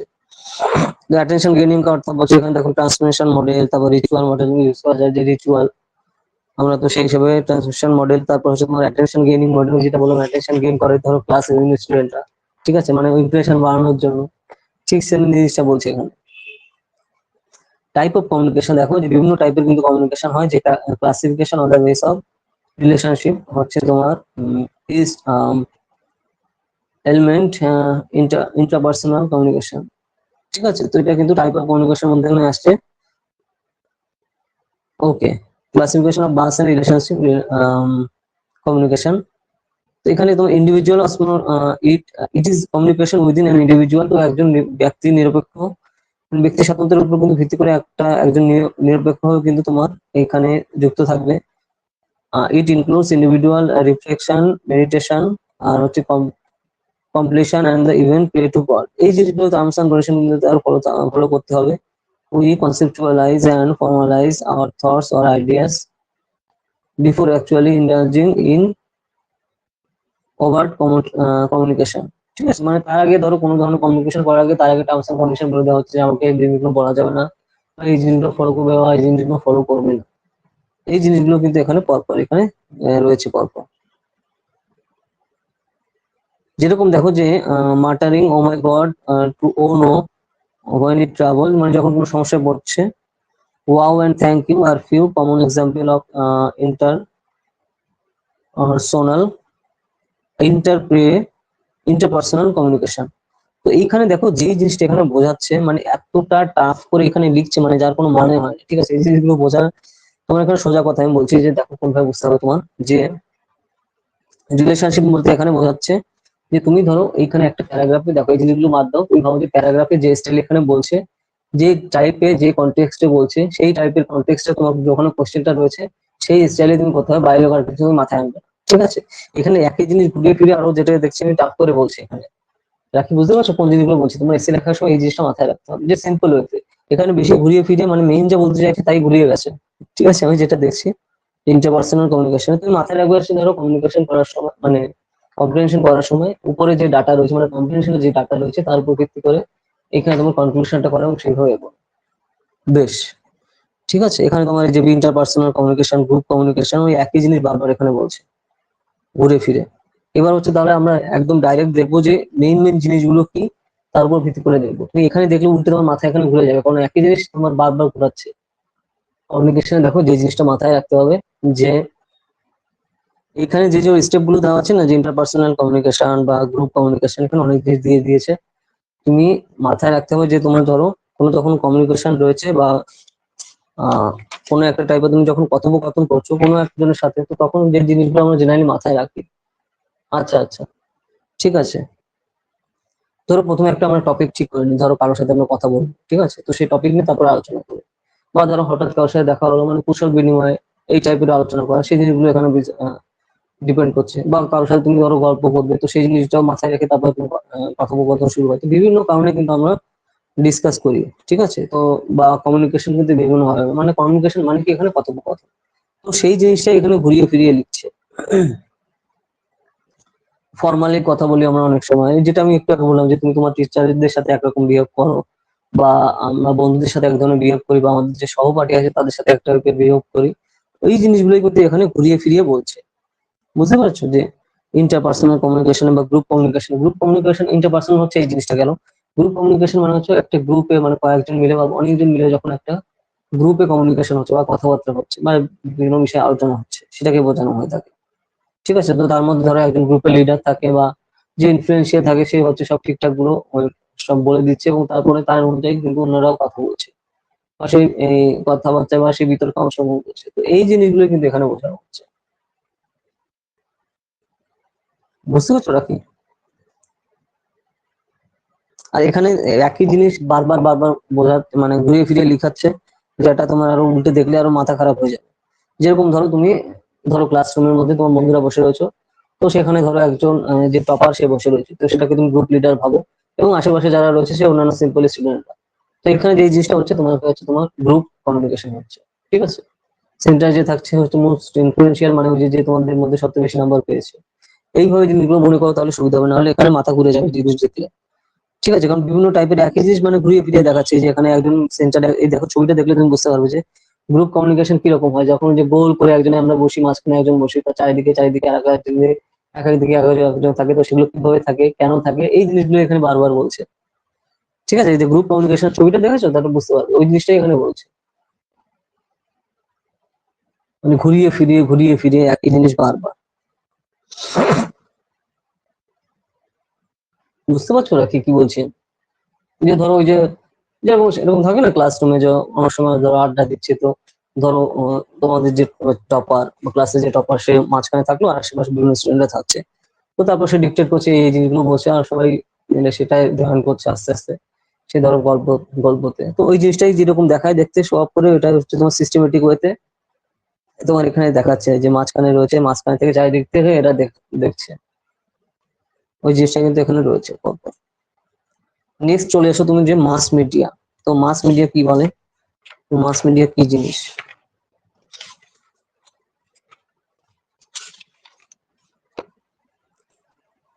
মাস মিডিয়া মানে হচ্ছে তোমার জেনারেলি কিন্তু গণমাধ্যমের কথা বলা হচ্ছে। তো গণমাধ্যমে কিন্তু বিভিন্ন জিনিসগুলো এখন কিন্তু ব্যবহার করা হয়। তো গণমাধ্যমে কি যেন যে জিনিসটা রয়েছে, তোমার দেখো মিডিয়াতে ঠিকঠাক করে কোন জিনিসগুলো আসছে এবং সেটা কতজনের কাছে পৌঁছাচ্ছে।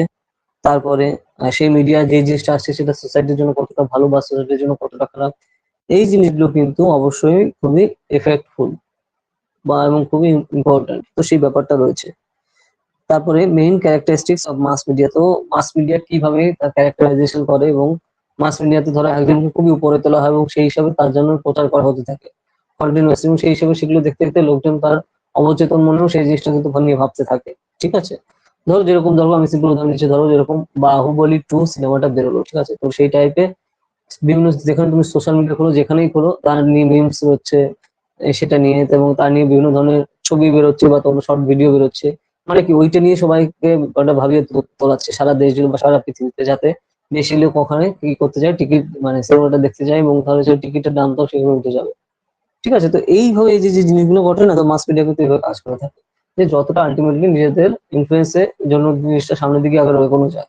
ঠিক আছে, সেটা বিভিন্ন যে কোনো টাইপেই হতে পারে বা যে কোনো মাধ্যমেই হতে পারে। তো সেটাই এখানে কিন্তু বলা হচ্ছে, যে মাস মিডিয়ার মাধ্যমে যে সময়ের সাথে সাথে এই জিনিসগুলো কিন্তু চেঞ্জ হয়, থিঙ্কিং চেঞ্জ হয় বা অন্যান্য কাজগুলো কিন্তু চেঞ্জ হয়। তো সেই হিসাবে সেগুলো কি কি হয়, সেটাই এখানে পরপর বলা রয়েছে। যে 4 ways টু রিপ্রেজেন্ট মিডিয়া। তো মিডিয়াকে কি কিভাবে রিপ্রেজেন্ট করতে হয়, যে দেখো মিডিয়া রিচ, মিডিয়া কত দূর অব্দি পৌঁছাচ্ছে, মিডিয়া অ্যাক্সেস, মিডিয়াকে অ্যাক্সেস করতে পারো, মিডিয়ার কাজগুলো কোন কোন ভাবে হচ্ছে। তারপর হচ্ছে তোমার মিডিয়া এক্সপোজার, ধরো যে কেউ অন্য ধরনের কোনো উল্টোপাল্টা কাজ করলো, তো তার এগেন্সে অ্যাকশন নেওয়া, তো সেই জিনিসটা রয়েছে মিডিয়া এফেক্টস। তো প্রত্যেকটা মিডিয়া কিন্তু একটা হিউজ কিন্তু ইম্প্যাক্ট রয়েছে সারা পৃথিবী জুড়ে। ঠিক আছে, যে কোনো, তারপর আবার কিছু কিছু জিনিসের ইম্প্যাক্ট গুলো এতটাই থাকে, তো যেগুলো আমরা চোখে দেখতে পাই না কিন্তু ইনফ্লুয়েন্স রয়েছে। যেরকম দেখো ল্যাম্বরগিনি হারিকেন যে গাড়ি আছে, এই গাড়ি কিন্তু টিভিতে অ্যাড দেয় না। যে অ্যাড দেয় না মানে ওগুলো কিন্তু যারা যারা কিনতে পারে তারা কিন্তু টিভিতে বসে নেই। কিন্তু তুমি টয়োটা, তারপরে ফরচুনার, মানে টয়োটা কোম্পানি গাড়ি, মারুতি সুজুকি গাড়ি, এইসব কোম্পানি গুলো কিন্তু গাড়ি দেখতে পাবে, কিন্তু সেটা কি হিসাবে, অ্যাড হিসাবে। কিন্তু এই জিনিসগুলো কিন্তু সবসময় থাকে না মাস মিডিয়াতে ওইরকম। সোসাইটির সবাই যে জিনিসগুলো ভাবে, তো তার উপর ভিত্তি করে যেহেতু সবার কাছে ওই জিনিসটা আছে, তো অটোমেটিক্যালি সেটা জানাশোনা হয়ে যায়। তো সেই জিনিসটা এখানে পরপর এখানে বোঝাতে চাইছে যে মিডিয়াকে ভাবে তোমার কিন্তু ইফেক্ট তুমি ইউজ করতে পারো, যে মিডিয়া রিসার্চ রিস করে, মিডিয়া অ্যাক্সেস করে, তারপর হচ্ছে মিডিয়া এক্সপোজ করে, এবং মিডিয়া এফেক্টস। মিডিয়া কিন্তু বিভিন্ন ধরনের পজিটিভ এফেক্ট থাকে এবং নেগেটিভ এফেক্ট থাকে। তুমি নিজে কেমন সেটা কিন্তু মাথায় রাখছো, তো সেই হিসেবে কিন্তু এখানে এটা ডিভাইড করে থাকে। যে 4 ওয়েজ টু রিপ্রেজেন্ট মিডিয়া, তো মিডিয়াকে কি কি হিসেবে তাদের কিন্তু ফলো করতে হয়। ওকে, তারপর দেখো যে main characteristics of mass media. তো মাস মিডিয়া মেইন ক্যারেক্টারিস্টিক্স কোন কোন টপিকের উপর হচ্ছে মাস মিডিয়া অবস্থিত। The audience is larger and হচ্ছে তোমার হেটেরোজেনাস, ঠিক আছে। তো বেসিক্যালি এখানে বোঝাচ্ছে যে মাস মিডিয়া মানে হচ্ছে যে সকল গণমাধ্যম, গণমাধ্যম বিভিন্ন টাইপের রয়েছে, এবং সেই টাইপের গণমাধ্যমে কি কি জেনারেল বৈশিষ্ট্য রয়েছে, যে তারা কোন জিনিসটা মাথায় রেখে তারপরে এগোয়। এই জিনিসটা বোঝার জন্য হচ্ছে এখানে কোশ্চেনটা এগুলো করা হচ্ছে, যে main characteristic of mass media. তো দেখো এখানে সোর্স কি রয়েছে তোমার মেইন ক্যারেক্টার মাস মিডিয়া, যে তুমি যদি যেখানে দেখতে পাচ্ছ যে মাস মিডিয়া অনেক রয়েছে, মানে অনেক ধরনের মিডিয়া রয়েছে এখানে, এবং তারা কোন কোন ভাবে কাজ করছে, কিভাবে কাজ করছে, বা অন্যান্য ধরো যেখানে এরা ডাইরেক্ট এসে তাদের সাথে কিভাবে বিহেভ করছে, ঠিক আছে। তারপর যে কাজগুলো তারা হাতে নিয়েছে সেটা কতটা প্রোডাক্টিভ হচ্ছে এবং সোসাইটির উন্নতির ক্ষেত্রে কতটা কাজে লাগছে, এই জিনিসগুলো কিন্তু এখন ইনক্লুড করাও কিন্তু হয় এবং ধরাও হয়, যে জিনিসগুলো কিন্তু তখন 10 বছর আগেও হতো না। কারণ ইন্টারনেটের এত বড় তোমার মার্কেট ছিল না, তো তার জন্য লোকজন অত বেশি স্বাচ্ছন্দ্য ছিল না। এরপরে দেখো যে 4.8 পেজে চলে যাও। 4.8 পেজে যেটা রয়েছে ইভলিউশন অফ মাস মিডিয়া। তো মাস মিডিয়া তোমার ইভলিউশন মানে চেঞ্জ কি করে হচ্ছে, সেই জিনিসগুলো এখানে বলছে। প্রিন্ট করে, যে বুক, প্যাম্পলেট, নিউজ পেপার, ম্যাগাজিন, এগুলো হচ্ছে তোমার 15th সেঞ্চুরি থেকে হচ্ছে প্রিন্ট হয়, এবং সেই হিসাবে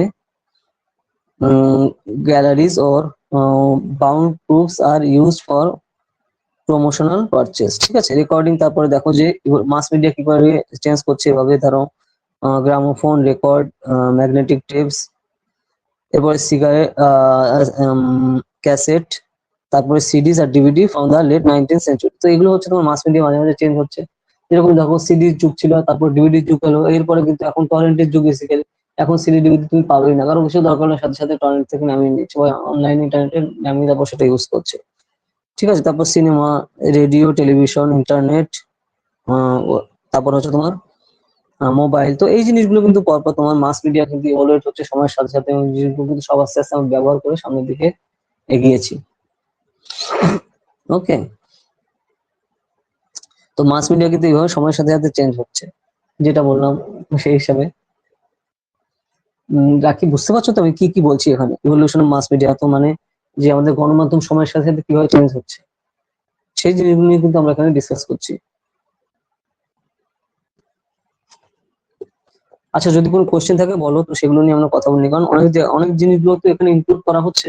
তো তোমার মনে হতে পারে যে এক্সেসিভ জিনিস এখানে হচ্ছে, কিন্তু এগুলো কিন্তু এখানে ভাইটাল জিনিস, ঠিক আছে। তুমি যদি একটু ডেপথে ভাবো তাহলে বুঝতে পারবে যে কোনো একটা জিনিস তৈরি করছে না বা কাজ করার পেছনে কত কিছু ওয়েট করে, এবং কত কিছুর পারফেকশন এখানে ওয়েট করে। তো সেটাই কিন্তু এখানে শর্টে কিন্তু বোঝানো হচ্ছে, কিন্তু তার ইম্প্যাক্টটা কিন্তু হিউজ এখানে।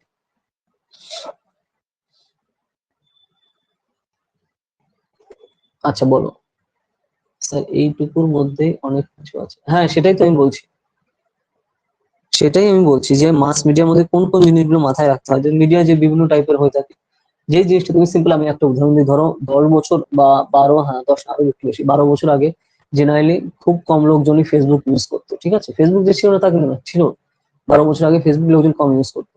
কোনো নিউজ জানতে গেলে তখন কি করতো, পেপারে লোকজন ডাইরেক্ট যে হার্ড কপি পেপারে সেই জিনিসগুলো পড়ে তারপরে সেগুলো হিসেবে খবর নিত, ঠিক আছে। এখন তুমি দেখো কোনো ধরনের কোনো নিউজ দেখতে গেলে লোকজন ডাইরেক্ট আগে ফেসবুকে চলে যায়, ঠিক আছে। ফেসবুকই একটা উল্টো কোনো মাধ্যমে চলে এসছে। বা ধরো কোনো বিজনেস করতে গেলে বা যা কিছু করতে গেলে সেটা তোমার ফিজিক্যালি সেটা করতো, ঠিক আছে, কিন্তু এখন সেটা তোমার অনলাইনে কিন্তু অনেকটা করছে, ঠিক আছে। ধরো কারো কোনো দোকান রয়েছে, কোনো কিছু, তো সেগুলো কিন্তু সে জানিয়ে দিচ্ছে অনলাইনে, তো সেখান থেকে কিন্তু সে করে নিচ্ছে, যেভাবে যারা ইউজ করতে পারছে। কারণ কি, এখানে তুমি গত 10-12 বছর আগে অনলাইনে যে কতজন লোক ছিল, এখন বেশি লোক, মানে তার থেকে কয়েকশো গুণ বেশি লোক এখন এখানে, ঠিক আছে। মানে এখন লোকজন খাওয়ার পরে হতে পারে, ঠিক আছে, কিন্তু অনলাইনে তার আপডেট তোমার থাকতেই হবে, এই ধরনের এখন হচ্ছে অবস্থা, ঠিক আছে। তো সেই রকম কিন্তু এসছে, তো এই কারণে কিন্তু সময়ের সাথে সাথে চেঞ্জ হয়েছে। মানে যেটা আগে ধরো সিডির যুগ ছিল, তারপরে ডিভিডি এলো, আর এখন তো সিডি ডিভিডি কিছুই পাওয়া যায় না, ডাইরেক্ট তোমার সিনেমা ডাউনলোড করে লোকজন দেখে, ঠিক আছে। আগে দেখতে, নতুন সিনেমা এলে, নতুন সিনেমা যদি বের হয়, সেই সিনেমা হলে আসতো, লোকজন হলেই যেত, সিনেমা হলে গিয়ে সিনেমা দেখতো, সে বাংলা হোক, হিন্দি হোক বা ইংলিশ হোক। এবং সেই সিনেমাটা তোমার টিভিতে আসতে কয়েক মাস দেরি হবে, তো সেই কয়েক মাস লোকজন কি করতো, সিনেমা হলে ডাইরেক্ট গিয়ে দেখতো, ডাইরেক্ট গিয়ে, ঠিক আছে। আর এখন কি করে, সিনেমা হলেও যাবে না, মানে যারা যাবো তারা যায়, কিন্তু সিনেমা হলেও যাবো না, আর নেটফ্লিক্সেও দেখবো না, অ্যামাজনও দেখবো না, ডাইরেক্ট টরেন্টে চলে যাবো। কারণ নেটফ্লিক্সে টরেন্টে দিতে গেলে, মানে নেটফ্লিক্সে বা অ্যামাজন প্রাইমে যেতে গেলে ওখানে আমার ফিস দিতে হবে, ঠিক আছে, তো সেগুলো দেবে না, তো তার জন্য 2 নম্বরই করে তোমার কিন্তু অনলাইনে দেখে নেবে, ঠিক আছে। তো এইভাবে করে, তো সময়ের সাথে সাথে এই যেগুলো চেঞ্জ হচ্ছে, ইভলিউশন হচ্ছে, তার মানে মিডিয়ার, যেটা আগে লোকজন যখন সিনেমা দেখার ইচ্ছা হলে সে হলে, আগে হলে গিয়ে ডাইরেক্ট দিতে, এখন হলেও যাচ্ছে না, এখন বাড়িতে বসে, তার যদি তোমার ইন্টারনেট থাকে, সে জায়গায় বসে সিনেমাটা ডাউনলোড করে নিজে কিন্তু দেখে নিচ্ছে। তুমি যেরকম দেখে থাকবে যে অনেকে কিন্তু এরকম, ওই যে টেলিগ্রাম আছে, টেলিগ্রাম চ্যানেলে ধরো অনেকে সিনেমা পাওয়া যায়, ঠিক আছে, যখন যখন সিনেমা বের হয়, নিশ্চয়ই তুমি নাম শুনে থাকবে, তাই না? তো সেরকম সেই হিসাবে এখন কিন্তু সেটা চলে যাচ্ছে। মানে আমি দেখো উদাহরণটা দিচ্ছি, মানে কিভাবে ট্রান্সফর্ম হয়েছে মাত্র কয়েক বছরের মধ্যে, ঠিক আছে। তো এই জিনিসটাই কিন্তু এই যে মাস মিডিয়া ট্রান্সফরমেশন, এটাই আর কি বলছি, যে কিভাবে তুমি মাত্র ধরো 8-10 বছরের মধ্যে কতটা চেঞ্জ হয়ে গেছে, এবং খুব আরো ফাস্ট চেঞ্জ, যেটা আরো একটু দেরিতে চেঞ্জ হতো। দুটো মেইন ফ্যাক্টর হচ্ছে ইন্টারনেট পেনিট্রেশন বাড়ানোর। ফার্স্ট হচ্ছে তোমার ইন্টারনেটের দাম অনেক কমে গেছে, ঠিক আছে। তুমি ধরো 2016 সালের আগে ইন্টারনেট হাইপার এক্সপেন্সিভ ছিল, ঠিক আছে, হাইপার এক্সপেন্সিভ, ঠিক আছে, খুব এক্সপেন্সিভ ছিল। ধরো তখন আমি যখন রিচার্জ করতাম 249 টাকায় হচ্ছে সারা মাসে দিত 2 জিবি নেট, ঠিক আছে, তাও 2G, ঠিক আছে। এটা হচ্ছে তোমার ভোডাফোন হচ্ছে সব থেকে তখন বেস্ট ছিল, এটা আমি 2015 সালের কথা বলছি, 15 বা 16 ফার্স্টের দিকে। এরকমই সব কোম্পানির এরকমই রেট ছিল, আর স্পিডও খুবই কম ছিল, মানে তোমার সারা মাসে 2 জিবি নেট, বুঝতে পারছো। এরপর হচ্ছে জিও চলে এলো, জিও এসে মানে দাম এমন কমিয়েছে, মানে মানে চালের থেকে, মানে জল যে আমরা কিনে খাই তার থেকেও বেশি, মানে রেট পড়ে গেছে তোমার ইন্টারনেটে। না হলে তুমি ধরো জাস্ট ভাবো, 2 জিবি নেট তোমার সারা মাসে, ঠিক আছে, 249 টাকা তাও নিচ্ছে সারা মাসে 2 জিবি, তাহলে সেই পরিমাণে কতটা ইউজ করতে, লোকজন কটা ভিডিও দেখতে পারতো, বা কি করতে ইউজ করতে পারতো, ঠিক আছে। কিন্তু এখন কিন্তু দিনে লোকজনের 2 জিবিতে হচ্ছে না, ঠিক আছে, আর রেট কত কমে গেছে, ঠিক আছে, আর ওটা সারা মাসে 2 জিবি থাকতো। আর সেটা 2G স্পিড কিরকম ছিল, তো তুমি নিশ্চয়ই তুমি ইউজ করেছো, কিন্তু আমি অতটা বলতে পারবো না, কিন্তু যেহেতু অনেকদিন আগের কথা, ধরো 15 সালের কথা আমি বলছি, 15 বা 16 সালের পরে, তারপরে জিও আসার পর আস্তে আস্তে সব কোম্পানি বাধ্য হলো কমাতে, কারণ নাহলে এমনি মনোপলি শুরু হয়ে যাবে। মনোপলি মানে তো বোঝাচ্ছে যে কোনো একটা কোম্পানি মার্কেটে থাকবে, তো তার জন্য কিন্তু জিও এই পরিমাণে ইউজ হয়। আমিও প্রথমে আমিও জিও নিতে অনেক টাইম নিয়েছিলাম, কারণ আমাকে তার আগে ভোডাফোন ছিল। তারপরে আস্তে আস্তে তোমার কিন্তু লোকজন অন্যান্য নেট ইউজ করা শুরু করলো, ওয়াইফাই কানেকশন নেওয়া শুরু করলো, ঠিক আছে, ওয়্যারলেসলি তোমার দেখো রাউটার নেওয়া শুরু করলো আস্তে আস্তে, তখন ধরো 14-15 সালের পর থেকে এটা ইউজ করা আরো বেশি শুরু হলো, ঠিক আছে, রাউটারের ব্যবহার, ইন্টারনেট ব্রডব্যান্ডের ব্যবহার, ব্রডব্যান্ডও আগে খুবই এক্সপেন্সিভ ছিল, ঠিক আছে, ধরো 300 kbps স্পিড ছিল, ঠিক আছে, আনলিমিটেড, সেটাই তোমার হচ্ছে মানে গড় ডাউনলোড স্পিড ছিল 300 kbps, মানে ডাউনলোড তোমার 300 kbps হলে তার তুমি ভাবো 60-70 কেবি করে তোমার হচ্ছে ডাউনলোড স্পিড থাকতো। ব্রডব্যান্ডের কথা বলছি, ব্রডব্যান্ড আনলিমিটেড ভার্সন, তো সেটাও তোমার 590 টাকা হচ্ছে ছিল। আর এখন তো তুমি ভাবো, এখন 120-120 MB করে স্পিড থাকে, ঠিক আছে, ব্যান্ডউইথ থাকে, আর স্পিড তো তোমার 10-12 MB পার সেকেন্ড করে থাকছে। ট্রান্সফরমেশন কিন্তু এত এসছে, তো আর 590 টাকা সেই হিসাবে তোমার নেটের চার্জ রয়েছে। তো বুঝতে পারছো আমি মানে সিচুয়েশনটা করার কথা বলছি, যে আমাদের মাস মিডিয়া কিভাবে চেঞ্জ হয়ে গেছে। তো আগে তখন ইন্টারনেট বেশি ইউজ করতে পারতো না বলে এইসব জিনিস জানতে পারতো না, আর এখন 24 ঘন্টাই নেট লোকজনে খোলা থাকছে, ওয়াইফাই খোলা থাকছে না, মোবাইলে খোলা থাকছে, তো তার জন্য বেশি লোক এখানে আসছে, তো তার জন্য কিন্তু এই যে মাস মিডিয়ার যে সিস্টেম পুরো চেঞ্জ হয়ে গেছে, ঠিক আছে, বুঝতে পেরেছো? এই যে impact on mass media on society, এই যে যে জিনিসগুলো আমরা এতক্ষণ বললাম সেই জিনিসই দেখো এখানে পয়েন্ট ওয়াইজ রয়েছে। তুমি 4.9 পেজে যাও, এই জিনিসগুলো কিন্তু পরপর রয়েছে, আমি যা এতক্ষণ যা বললাম যে কিভাবে ট্রান্সফরমেশনটা এসছে। আর আরো সব থেকে ডেঞ্জার ছিল 2010-11 সালে, যদি তুমি তুমি নেট ইউজ করেছো কিনা আমি জানি না, অত আগে আর কি। 2010-11 সালের দিকে আরো টাফ ছিল তোমার। 2011 সালের দিকে তোমার নেট ছিল হচ্ছে 1 জিবি নেট 98 টাকা রিলায়েন্সে, ঠিক আছে, সারা মাসে 1 জিবি 98 টাকা। আর তখন নেট মানে খুবই তোমার ইউজ করো, লোকজন খুবই কম ইউজ করতো, ঠিক আছে, 2010-11 সালের দিকে। 2000 ধরো এখন থেকে তো 12 বছর, তো হ্যাঁ 12 বছরের বেশি হয়ে গেছে। ওই টাইমে মোবাইলও তোমার 3G মোবাইল তো দূরে কথা, 2G মোবাইলও খুব কম লোকের ছিল, এবং সেটা মানে তুমি যত মাল্টিমিডিয়া সেট, তখন তো স্মার্টফোন আসেনি, তখন হচ্ছে তোমার মাল্টিমিডিয়া সেট, একটু দাম দিয়ে মাল্টিমিডিয়া সেট কিনতে হতো। একটু দাম মানে তখন ভালোই দাম, 8-10 হাজার কিনতে হচ্ছে তোমার মাল্টিমিডিয়া সেটে। 2010 সালে এটারই আমি কথা হিসেবে বলছি। আর সেই সময় নেটও খুব এক্সপেন্সিভ ছিল। আর সেই সময় কন্টেন্ট ক্রিয়েটর তো দূরে, ভুলেই যাও, কন্টেন্ট ক্রিয়েটর মানে ছিলই না বললে চলে ইন্টারনেটে ইন্ডিয়াতে, কারণ আমাদের এতটাই এক্সপেন্সিভ ছিল, তাই না? তো সেই হিসাবে আস্তে আস্তে তারপরে 14-15 সালের দিকে হচ্ছে আস্তে আস্তে নেট একটু বেশি হয়, আর 16 সালে পরে ট্রান্সফরমেশন হয়ে যায় পুরো জিওতে। তারপরে তো আস্তে আস্তে নেট এখন এতই সহজ হয়ে গেছে, তার জন্য এখন আস্তে আস্তে সবাই ইউজ করতে পারছে। তো সেই জিনিসটা রয়েছে, এই জিনিসগুলোই কিন্তু দেখো পরপর তুমি এই জিনিসটা নিয়ে ভাবো, এই যে জিনিসগুলো আমি এতক্ষণ বললাম এই জিনিসটাই রয়েছে এখানে, যে মাস মিডিয়া কি কিভাবে ট্রানজিশন আসছে, ঠিক আছে, বা এই যে impact of mass media, impact of mass media on society, সেই জিনিসগুলো এখানে খুব পরপর এখানে রয়েছে। যে main theories of mass media, তো এখানে দেখো সাইকোলজিক্যাল থিওরি রয়েছে এখানে, তারপর দেখো হাই হাইপোডেমিক বা বুলেট থিওরি। মাস মিডিয়া বা থিওরি গুলো বিভিন্ন টাইপের এখানে বলা হচ্ছে, যে সোশিওলজিক্যাল থিওরি, তারপর agenda setting theory, normative theory, প্রচুর এখানে থিওরি রয়েছে। তুমি খালি এখানে নামগুলো দেখলেই কিন্তু এখানে হয়ে যাবে, বেশি থিওরি এখানে কিন্তু দেখার এখানে দরকার নেই, কারণ বিভিন্ন টার্ম আছে। আচ্ছা খুঁজে পেয়েছো তো? 4.9 পেজে দেখো বাকি রয়েছে main theories of mass media. একটা থেকে তোমার মেইন দরকার হচ্ছে মানে কিভাবে ট্রানজিশনটা এসছে, এই জিনিসগুলো একটু মাথায় রাখো, তাহলে কিন্তু তোমার সুবিধা হবে এখানে। যে impact of mass media on society, এই জিনিসটা হচ্ছে তোমার মোস্ট ইম্পর্টেন্ট। এটা একটু দেখো 4.11 পেজে, খুঁজে পেয়েছো? 4.11 পেজে দেখো impact on mass media on society, মানে মাস মিডিয়া কিভাবে চেঞ্জ এসছে সোসাইটি মানে সমাজের উপর, এটা হচ্ছে মেইন জিনিস। এটা দেখো তাহলে কিন্তু বুঝতে সুবিধা হবে। যে দেখো ম্যানিপুলেশন মানে হচ্ছে লোকজনকে জোর করে একটা জিনিস বোঝানো, বা সেই দিকে জোর করে হ্যাঁ বলা। ম্যানিপুলেশন মানে কি? জোর করে হ্যাঁ বলা। মানে ধরো তুমি ম্যানিপুলেশন মানে তো বুঝতে পারছো, ধরো তুমি কোথাও যেতে চাইছো না, ঠিক আছে, তোমার বন্ধুরা জোর করে তোমাকে সেখানে নিয়ে গেল, মানে জোর করে মানে যেটা বলে না যে পাম্পটি দিয়ে তারপরে নিয়ে গেল, ম্যানিপুলেট করা, এটাকে বলা হচ্ছে তোমার ম্যানিপুলেট করে নিয়ে যাওয়া বা ম্যানিপুলেট করা। এই যে সিস্টেমটা সেটা কিন্তু তোমার ম্যানিপুলেট করে। তো এখানে কিন্তু মাস মিডিয়া কিন্তু ম্যানিপুলেট করে ইচ্ছে মতো, মানে তারা তোমাকে যে স্টাইলেই ভাবাবে তুমি সেই ভাববে, বারবার বারবার একটা মিথ্যা জিনিস দেখালে তুমি কিন্তু ওটাই সত্যি মনে হবে, ঠিক আছে। তো সেই জিনিসটা কিন্তু মাস মিডিয়া করে থাকে, কারণ তাদের স্বার্থ সিদ্ধির জন্য সেই ব্যাপারটা রয়েছে। প্রাইভেসি দেখো, প্রাইভেসি তো এখন বলে কিছুই নেই। তো আগে যেটা ছিল, এখন লোকজন কিছু করার আগে ফেসবুক লাইভে চলে আসছে, যা কিছু করছে বা যা কিছু দেখাচ্ছে।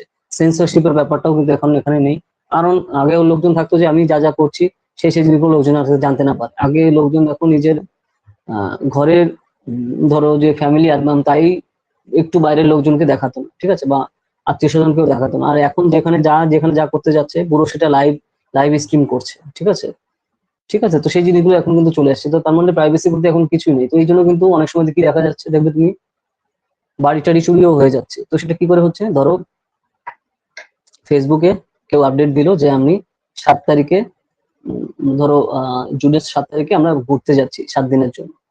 তো যে চোর সে কিন্তু ডাইরেক্ট তোমার আপডেটে দেখে নিল, ঠিক আছে, যে হ্যাঁ 7 দিন কিন্তু বাড়ি ফাঁকা আছে, সব চুরি করে নিয়ে যাবে, কারণ তুমি ওখানে আপডেট দিয়ে দিয়েছো। অন্য তার কিছু দেখার দরকার নেই, সে তোমাকে যদি ফলো করে বা তার জানাশোনা কেউ যদি ফলো করে, তাহলে কিন্তু সে দেখে নিয়ে নিল তুমি 7 দিন তুমি বাড়িতে নেই বা থাকছো না, তখন কিন্তু বাড়ি চুরি টুরি হয়, তোমাকে কিন্তু কমপ্লিট করা। কারণ তুমি এটা তাহলে চোর কি করে জানো যে তুমি এখানে থাকছো না কদিন? ওই যে তুমি সোশ্যাল মিডিয়া আপডেট দিয়েছো, ঠিক আছে। তো এই জিনিসগুলো কিন্তু প্রচুর হয়, চোখের সামনে দেখা, তো সেই হিসাবে কিন্তু রয়েছে।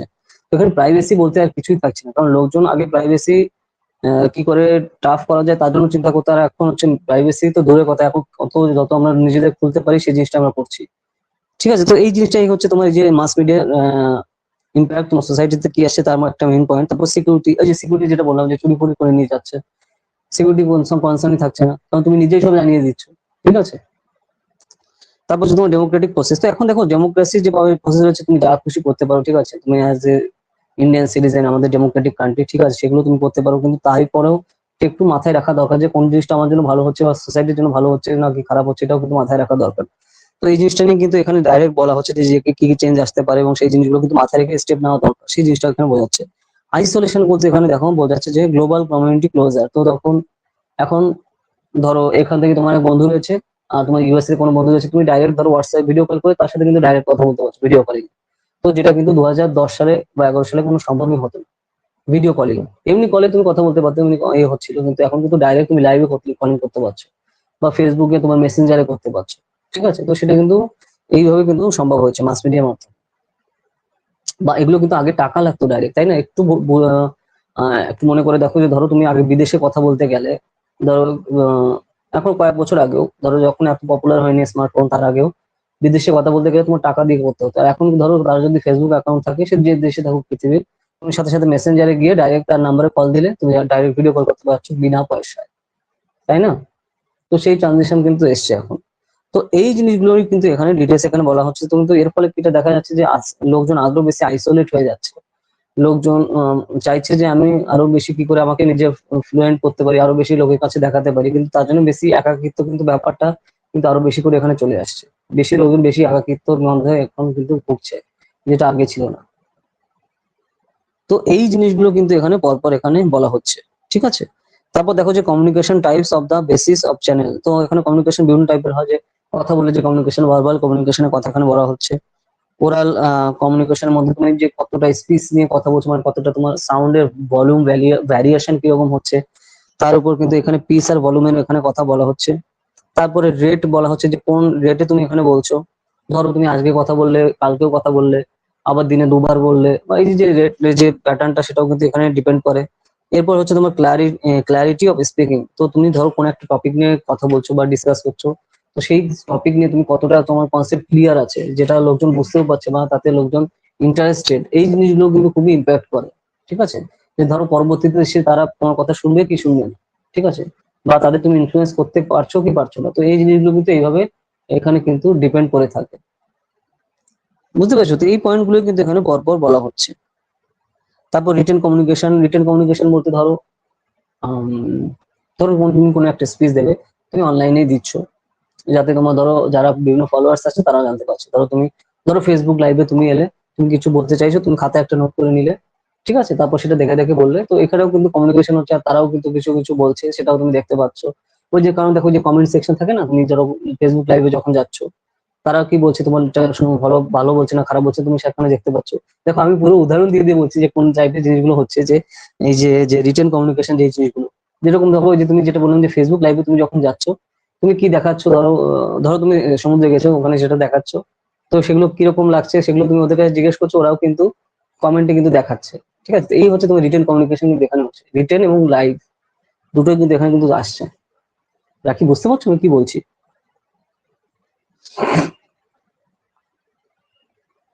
এই সব জিনিস কিন্তু এখানে তুমি উদাহরণ হিসেবে পাবে না, কিন্তু আমি ডাইরেক্ট মানে রিয়েল লাইফের উদাহরণ দিয়ে আমি বলছি, যে জেনারেলি এইভাবে তোমার যে জিনিসগুলো হয় আর কি।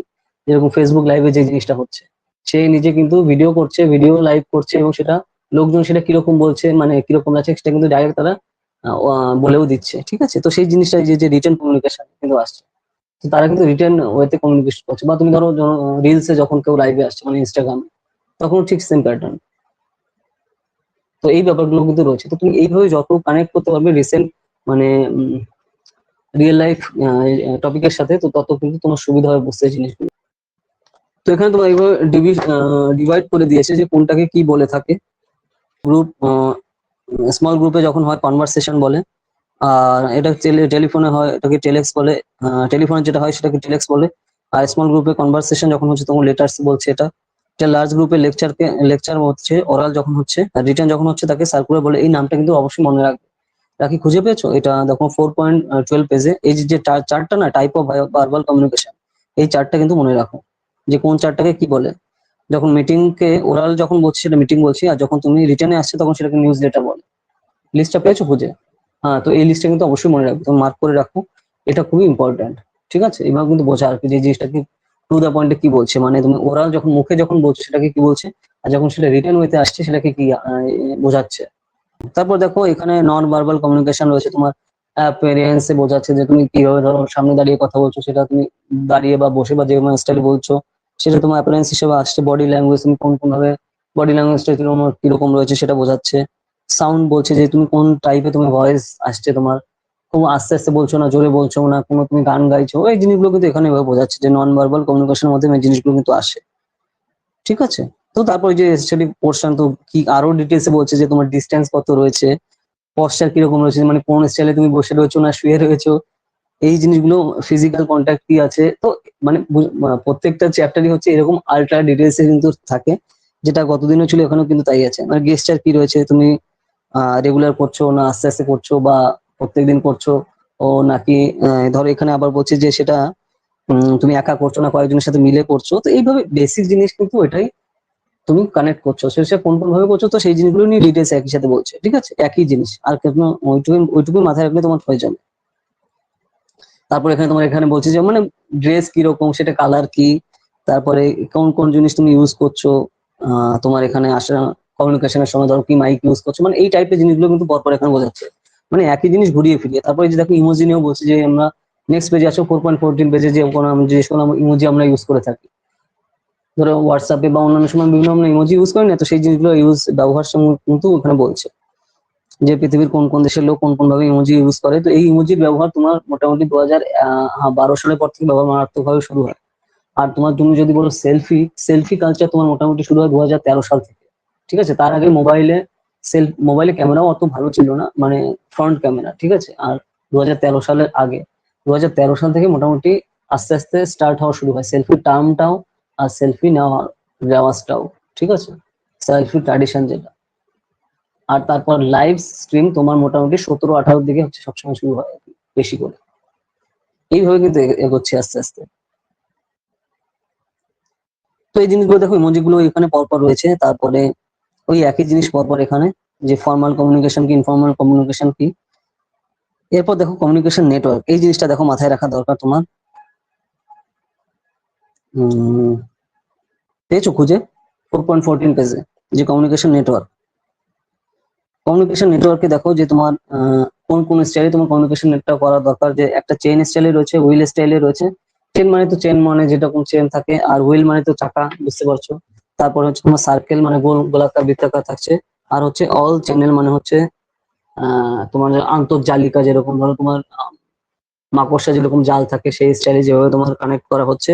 সব টাইপের কমিউনিকেশন কি, তো সেই জিনিসগুলো এটাকে কিন্তু ছবিটা দেখো তাহলে তুমি বুঝতে পারবে কোন কমিউনিকেশনটা কিরকম। এই যে দেখো, এই যে ছবিটা দেখতে পেয়েছো, এই জিনিসগুলো কিরকম সেই জিনিসগুলো বোঝানো হচ্ছে। মানে চেনের মতো দেখতে একটা, চাকার মতো দেখতে একটা, সার্কেল মানে গোলাকার একটা, আর অল চ্যানেল মানে তোমার মাকড়সার জাল যেরকম থাকে, অনেক 8 দিক দিয়ে থাকে। তো সেই জিনিসগুলো কিন্তু এখানে বোঝানো হচ্ছে। ওইভাবে এই টাইপের বা এই প্যাটার্নের কিন্তু হতে পারে। হুইল নেটওয়ার্ককে তোমার স্টার নেটওয়ার্ক বলে। তো হুইল নেটওয়ার্কটা অনেকটা স্টারের মতো দেখতে, তো সেই জন্য এটাকে স্টার নেটওয়ার্ক বলে। তো সেটার নাম দেখো 1 নম্বর, 2 নম্বর, 3 নম্বর, 4 নম্বর। তো খালি ছবিটা দেখলে তুমি বুঝতে পারবে যে এই নেটওয়ার্ক গুলো কোন স্টাইলে হয়ে থাকে কাজ। ঠিক আছে, ছবিটা দেখলে মাথায় রাখলে হয়ে যাবে। কারণ দেখো এখানে দেখো নেটের এক্সামে তো তোমার কিছু লিখতে হচ্ছে না, খালি তোমার যে পয়েন্ট মানে অপশন গুলো রয়েছে খালি তোমার টিক দিতে হবে, এই হচ্ছে তোমার আলটিমেটলি কাজ। তার জন্য তোমার কনসেপ্ট এখানে মাথায় রাখা দরকার। এরপর তোমার ইন্টারকালচারাল কমিউনিকেশনের কথা এখানে বলা হচ্ছে যে বিভিন্ন কালচারের সাথে রিলেট করে এখানে কিন্তু ইন্টারকালচারাল কমিউনিকেশন করা হয়। তো দেখো এখানে দেখো ইন্টারকালচারাল কমিউনিকেশনে একটা মোস্ট ইম্পর্টেন্ট লাইন, যে the credit for this term is often given to American anthropologist Edward T. Hall, who used for the first time in his book The Silent Language in 1959. তো এই নামটা, এই টার্মটা কিন্তু তুমি একটু mark করে রাখো। ঠিক আছে, ইন্টারকালচারাল কমিউনিকেশন এটা কবে আসছে তার ব্যাকগ্রাউন্ডটা রাখি, খুঁজে পেয়েছো ইন্টারকালচারাল কমিউনিকেশন।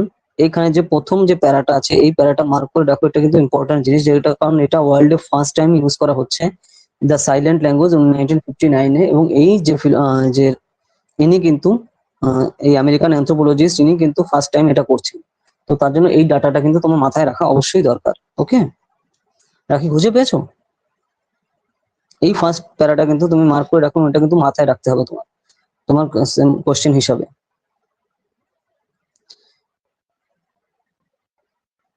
ওকে ওকে ঠিক আছে, হ্যাঁ ওইটুকু এখানে দেখো। আর এখান থেকে এরকম অতটা তেমন কিছু এখানে দরকার নেই। নেক্সট পেজে চলে আসে, দেখো ক্যারেক্টারিস্টিক্স অফ কমিউনিকেশন। মানে কমিউনিকেশন মানে যোগাযোগ ব্যবস্থা কি ক্যারেক্টারিস্টিক্স বা বৈশিষ্ট্য রয়েছে। তো এখানে খালি একবার রিডিং দেখলেই তুমি বুঝতে পারবে যে দেখো কমিউনিকেশন ইজ এ কন্টিনিউয়াস, পরপর চলে। কমিউনিকেশন অল পার্সপেক্টিভ, তারপরে effective communication, communication is always a context relationship, communication exchange আর based on sympathy, symmetry, common language, তারপরে meeting of minds is necessary, message was must be substances, communication can also be conduct through gestures, communication is of different types, communication always has a context। ওই এই জিনিসগুলো কিন্তু পরপর এখানে পরপর বলছে, তুমি খালি নামগুলো দেখলেই হয়ে যাবে, ঠিক আছে, অতটা এখানে মুখস্থ রাখার কোনো ব্যাপার নেই এখানে। তো ফাংশন অফ কমিউনিকেশন এটা একটু দেখো, এটা কিন্তু মাথায় তোমার রাখতে হবে যে কমিউনিকেশনের ফাংশন গুলো কি করে চলছে। এই যে দেখো 8টা পয়েন্ট, এইটা একটু মাথায় রাখো, তাহলে কিন্তু সুবিধা হবে জিনিসটা বুঝতে। দেখো 4.17 পেজে আছে, পেয়েছো? ফাংশন অফ কমিউনিকেশনে দেখো 8টা পয়েন্ট রয়েছে। The different objective of communication, মানে কমিউনিকেশন মানে যোগাযোগ ব্যবস্থার কি কি অবজেক্টিভ রয়েছে, মানে কি কি মূল লক্ষ্য রয়েছে সেগুলো দেখো। যে information to keep on self updated, নিজেকে আপডেটেড রাখা। এডুকেশন অ্যান্ড ইনস্ট্রাকশন, ঠিক আছে, শিক্ষা এবং তার ইনস্ট্রাকশন কি করে চলবে। স্মুথ ফাংশনিং অফ গ্রুপ, তো স্মুথ ফাংশন যাতে হয় সেটা দেখা। তারপর তোমার মোটিভেশন অ্যান্ড মোরালে, এই জিনিসটা মাথায় রাখা। Control, cultural promotion, integration, communication skill. তো কমিউনিকেশনের হচ্ছে মেইন মানে আইডিয়াই হচ্ছে এই জিনিসগুলো, ঠিক আছে, মানে যোগাযোগ করা, কারোর সাথে তুমি যোগাযোগ করা বা করার মূল লক্ষ্যই হচ্ছে এই কটা, ঠিক আছে। তো এটা একটু তুমি মাথায় রাখলে হয়ে যাবে, তাহলে যে কোনো টাইপের ধরো কমিউনিকেশন রিলেটেড কোশ্চেন আসুক এর সাথে কিন্তু ঘুরিয়ে ফিরিয়ে আসবে, বুঝতে পেরেছো? কারণ এই যে যে পয়েন্টটা না, 8টা পয়েন্ট, এর উপর বেস করে হচ্ছে কমন কমিউনিকেশন সিস্টেমটা দাঁড়িয়ে রয়েছে, মানে যোগাযোগ ব্যবস্থাটা যদি কোর আইডিয়া বলো, যোগাযোগ ব্যবস্থার কোর আইডিয়া এই জিনিসগুলোর উপরে হচ্ছে এই 8টা পয়েন্টের উপর বেস করে দাঁড়িয়ে রয়েছে। তো এই ব্যাপারটা গেল। নেক্সট এবার আসা হচ্ছে classroom communication process, Cole and Chan model. 4.18 পেজে চলে এসো। এইটা এখান থেকে কিন্তু দেখা তোমার দরকার যে এই যে যে থিঙ্কার ইন্ডি কি বলছেন যে ক্লাসরুম টিচিং এ হচ্ছে তোমার ফর্মাল এডুকেশন সিস্টেম এখনো রয়েছে, যেটা 100 বছর আগেও যেরকম ছিল এখনো তাই হচ্ছে। তো এখানে যে প্রসেসটা রয়েছে কোল অ্যান্ড চেন মডেল, তো সেই জিনিসটা কি সেটা এখান থেকে বলা রয়েছে। তো এই কোল অ্যান্ড চেনের যে থিওরি, তো এনার অনুসারে ইনি কি বোঝাচ্ছে যে ক্লাসরুম কমিউনিকেশনে কোন কোন জিনিসগুলো মাথায় রাখা দরকার। একটু নিচে নামো, দেখো 1 2 3 4 5 5টা পয়েন্ট রয়েছে, এই পয়েন্টগুলো একটু মাথায় রাখতে হবে তোমার। যে যেটা ক্লাসরুম কমিউনিকেশনে কোন কোন জিনিসগুলো তোমার ফান্ডামেন্টাল জিনিস আছে, মোস্ট ইম্পর্টেন্ট জিনিস, সেটা হচ্ছে তোমার ফর্মুলেশন অফ মেসেজ। কোনো একটা মেসেজ তুমি দিচ্ছ স্টুডেন্টদের, তো সেই জিনিসটা এখানে বোঝাচ্ছে। তারপর মেসেজ এনকোডিং, তারা যে মেসেজটা দিচ্ছ তারা সেটা বুঝতে পারছে কিনা।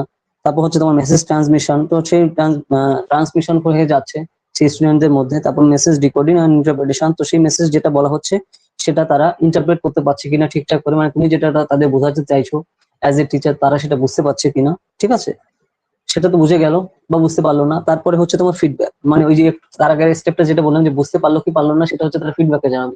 মানে তুমি অ্যাজ এ টিচার হিসেবে জিজ্ঞেস করে তুমি কি বুঝতে পেরেছো, যদি কেউ বলে যে হ্যাঁ আমি বুঝতে পেরেছি, আর যে কেউ যদি বলে বুঝতে পারেনি, তো এটা হচ্ছে ফিডব্যাক। তো এই প্যাটার্ন গুলো হচ্ছে ফলো করা হয় জেনারেলি তোমার ক্লাসরুম কমিউনিকেশন সিস্টেমে, এই 5টা স্টেপ। এই 5টা স্টেপটা একটু মাথায় রাখতে হবে। এবং এইটা কারা কারা এটা করেছে, এই দেখো 1 2 3 4 4 নম্বর প্যারায় কিন্তু এটা রয়েছে যে according to Cole and term, ঠিক আছে। এই যে যে পার্টটা, এই যে কোল এন্ড, কোথায় গেল, হ্যাঁ কোল এন্ড চান, অ্যাকর্ডিং টু কোল এন্ড চান, এই যে এই পার্টটা কিন্তু মাথায় তোমার রাখতে হবে, ঠিক আছে, যে বুঝে পেয়েছো এই যে কোল এন্ড চান কি বলছে তোমার।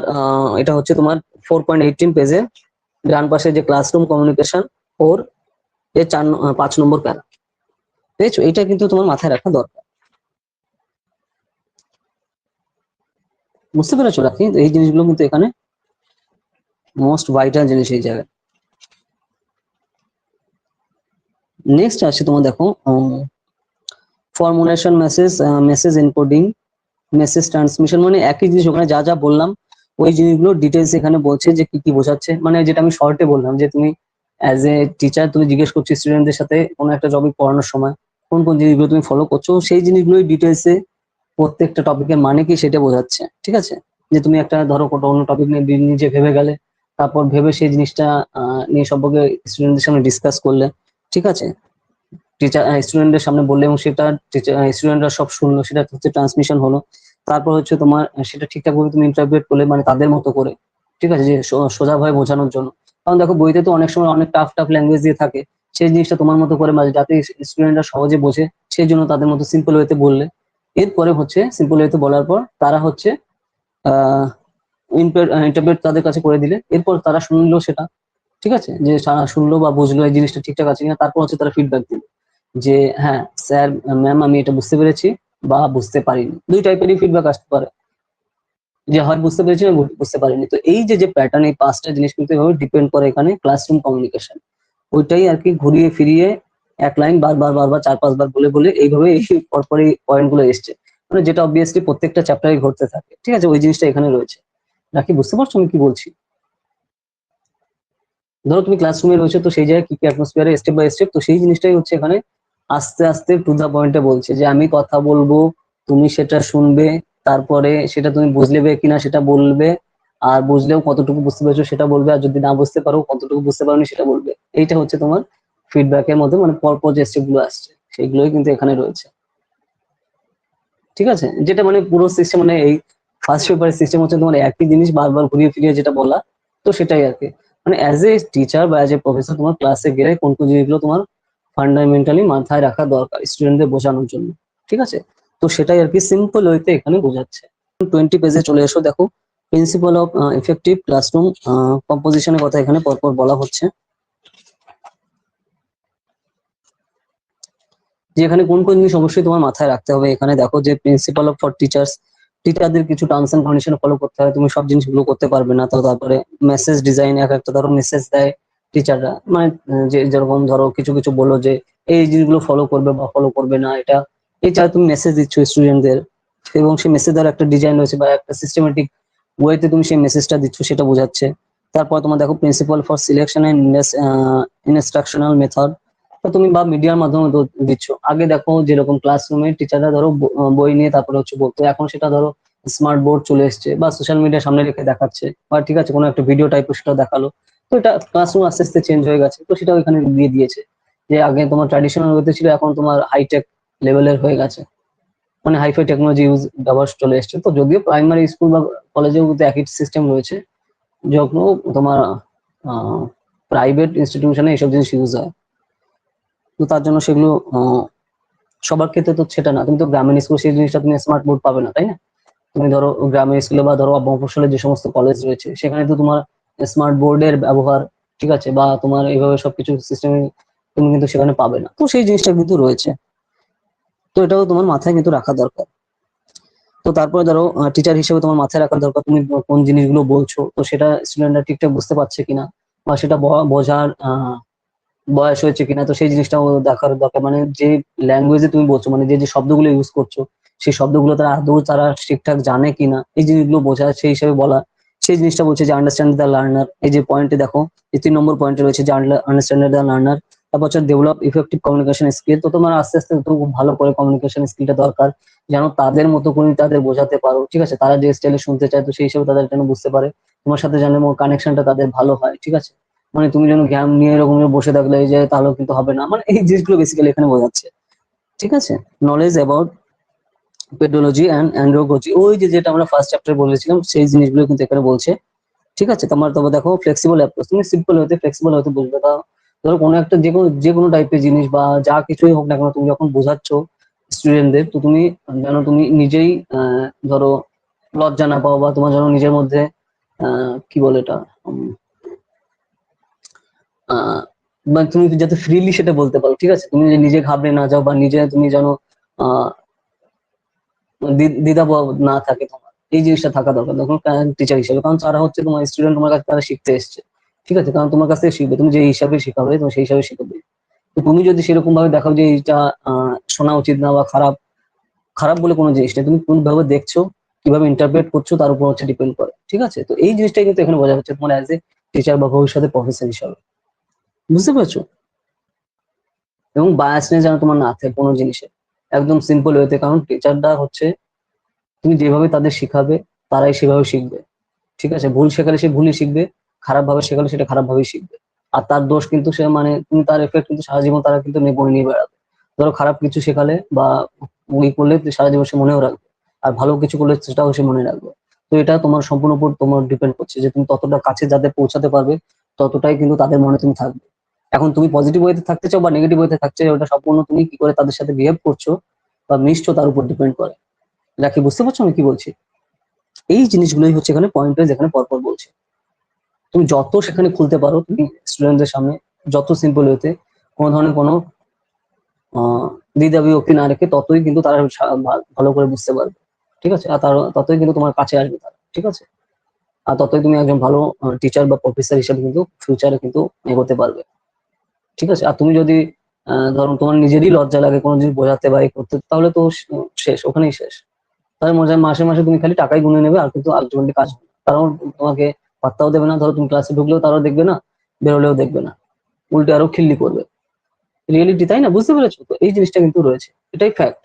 তো সেই হিসাবে এই জিনিসগুলোই কিন্তু এখানে মানে সিস্টেমেটিক স্টাইলে কিন্তু এখানে মানে পয়েন্ট ওয়াইজ পরপর বলা আছে। তো এটা এখানে পরপর এখানে বলছে যে কমিউনিকেশন মেথডের যে সিস্টেম, সেই জিনিসগুলো কিরকম কি থাকবে। ওকে ওকে, এই যে কমিউনিকেশন ব্যারিয়ার, দেখো যে যে জিনিসগুলো রয়েছে, যেটা বললাম ওই যে যা এতক্ষণ বললাম ওই জিনিসটা আমার একটা চার্টে রয়েছে, এই চার্টটা তোমার একটু মাথায় রাখা দরকার। ঠিক আছে? তাহলে কিন্তু তোমার বুঝতে সুবিধা হবে। মুখস্থ করার দরকার নেই, তুমি একটু খালি একবার দেখো, তাহলে তুমি দেখে একটু ভাবো, তাহলে বুঝতে পারবে যে যে জিনিসগুলো মনে বললাম এতক্ষণ এই মাত্র, সেটাই হচ্ছে তোমার মানে বড় বড় হাইফাই লেভেলের ওয়ার্ড দিয়ে সেগুলো হচ্ছে এখানে বলছে যে psychological barrier, linguistic and cultural barriers, ঠিক আছে, মেকানিক্যাল ব্যারিয়ার্স, তারপরে অর্গানাইজেশনাল ব্যারিয়ার্স, ফিজিক্যাল ব্যারিয়ার্স। ঠিক আছে? ওই জিনিসগুলোই হচ্ছে এখানে পরপর মানে হাইফাই ল্যাঙ্গুয়েজ দিয়ে বলেছে। ঠিক আছে? লিস্টটা পেয়েছো? এই দেখো, এই যে 4.23 পেজে এই যে যে লিস্টটা, এটার কথা বলছি। এই যে এটা 4.23 পেজে।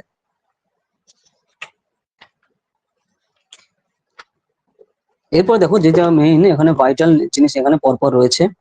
উম হ্যাঁ, পেয়েছো? আচ্ছা আচ্ছা। ওই তো এই লিস্টটাই হচ্ছে তোমার মাথায় রাখা দরকার, যেটা আমরা এতক্ষণ ধরে যেটা বললাম, এইটা হচ্ছে সিস্টেমেটিক ওয়েতে মানে হাইফাই ওয়ার্ড দিয়ে তারপরে হচ্ছে এখানে বোঝানো হচ্ছে। কিন্তু তাও তোমার লিস্টটা একটু কয়েকবার দেখলে তুমি কিন্তু পুরো জিনিসটা ক্রিস্টাল ক্লিয়ার হয়ে যাবে যে এখানে কি বোঝাচ্ছে। তাও আমি ধরো সিম্পল একটা দিয়ে তোমার উদাহরণ দিয়ে বোঝাচ্ছি যে তোমার ধরো যেটা যেমন ফিজিক্যাল ব্যারিয়ার, যেটা লাস্টে যেটা রয়েছে যে competing stimulus, environmental stress, subjective stress, আর হচ্ছে তোমার মিডিয়ার আনফ্যামিলিয়ারিটি।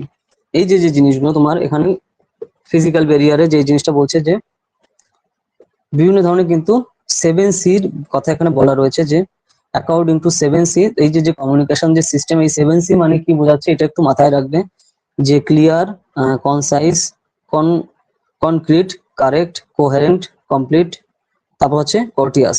এই যে যে জিনিসগুলো, এই জিনিসটা কিন্তু একটু মাথায় রাখা দরকার যে 7 সি তে কি বোঝাচ্ছে টোটাল পরপর। কোনো একটা জিনিসকে ক্লিয়ার বোঝা, সেটা কনসাইজ হইতে বোঝা, যেন তুমি যেন অন্য জিনিসটা তুমি আবার সেটার সাথে ইনক্লুড না করে ফেলো। তারপর হচ্ছে তোমার কমপ্লিট হয়, তোমার যেন যে জিনিসটা তুমি ভাবছো সেটা যেন তুমি তার উপরেই কিন্তু ব্যস্ত মানে সেটাই ঠিকঠাক মাথায় রেখেই এগো। কমপ্লিট তোমার যে চিন্তা ভাবনা ধারণা, সেটা যেন কমপ্লিট থাকে। ঠিক আছে? সেখানে যেন কোনো ভেজাল না থাকে। তারপর তোমার কারেক্ট, যেটা সত্য হতে হবে। ঠিক আছে? তারপর হচ্ছে তোমার কোহারেন্ট, সেটা একটা রিলেট করে আসছে কোন জিনিসের সাথে, সেই জিনিসটা তোমার যে রিলেশন যেখান থেকে তুমি কানেক্ট করে আসছো সেটা যেন কো রিলেট করা থাকে একটা জিনিসের সাথে, যে হুট করে তুমি বলে দিলে তা কিন্তু যেন না হয়। ঠিক আছে? তারপর হচ্ছে তুমি কমপ্লিট প্রসিডিওরে বলতে হবে, ধরো তুমি একটা কোনো জিনিস যখন কাউকে বোঝাচ্ছ বা বলছো, সেটা যেন পুরো থিওরিটা বা পুরো ব্যাপারটা পুরোটা বলো, তাহলে যেটা জানে সে বুঝতে পারে, মানে সে স্টুডেন্ট হোক বা যাই হোক, যার সাথে বলছো সেটা যেন পুরোটাই বলো। ঠিক আছে? কোনো জিনিস বাকি রাখো না, সেই জিনিসগুলো বোঝাচ্ছে। আর তোমার হচ্ছে তোমার যেটা বলছে তোমার পোর্টেরিয়াস। ঠিক আছে? তুমি একটা সিস্টেমেটিক ওয়েতে, সঠিক ওয়েতে, সিম্পল ওয়েতে সেই জিনিসটা বোঝানো, যাতে সে ধরনের কোনো ধরনের সে নিজে বুঝতেও যেন তার হেজিটেশন না আসছে। ঠিক আছে? একটা সিস্টেমেটিক ওয়েতে তুমি সেটা বোঝাবে, এবং যতটা প্রেজেন্টেবল যতটা সুন্দর করা যায় সেটাও কিন্তু দরকার, মানে যাতে গেঁথে থাকে স্টুডেন্টের মনে, বা তুমি যার সামনে সেই জিনিসটা ডিটেলসে ডিসকাস করছো। ঠিক আছে? মানে প্রেজেন্টেবল যে জিনিসটা তোমার যতটা বেশি হয়। যেরকম তুমি দেখবে মানে দেখে থাকবে যে কয়েক বছর আগে দেখো একটা স্কুলের টিচার এরকম ছিল, মানে স্কুলের টিচার মানে ধরো ফিমেল হিউম্যান বডি ঠিক যেরকম হয় না, তো সেরকম স্যুট পরে গেছে স্কুলে, মানে যাতে মানে এটা কিন্ডার গার্ডেন স্কুল, যাতে বাচ্চারা ওই সেই মানে সে যে জামাটা পরেছে আর কি, পুরোটা হচ্ছে মানে আমাদের অঙ্গ প্রত্যঙ্গ গুলো যেরকম না, ভেতরে চামড়া নিচে যেগুলো রয়েছে, তো সেগুলো কোথায় কি কি রয়েছে, তো সেই জামা আর কি পরে গেছে পুরোটাই, মানে পা থেকে মাথা অব্দি ওই ড্রেস পরে গেছে, যাতে বাচ্চারা পুরো জিনিসটা বুঝতে পারে যে কি রয়েছে। কারণ তার তো সামনাসামনি দেখতে পাচ্ছে না, একটা ছবি দিয়ে না বুঝিয়ে সে যখন ওই স্টাইলে স্টুডেন্টদের বোঝাচ্ছে, কিন্তু সে সারা জীবন মনে রাখবে। বুঝতে পারলে? আমি তার জন্য হচ্ছে যে তোমার যে পুরোটাই যেমন সিস্টেমেটিক ওয়েতে এই জিনিসভাবে যদি তোমার প্রেজেন্টেশন করা যায়, তাহলে আলটিমেট ধরো যাদের স্টুডেন্ট হোক বা যাদের বোঝানো হচ্ছে, সে কিন্তু সেই জিনিসটা মাথায় রাখবে,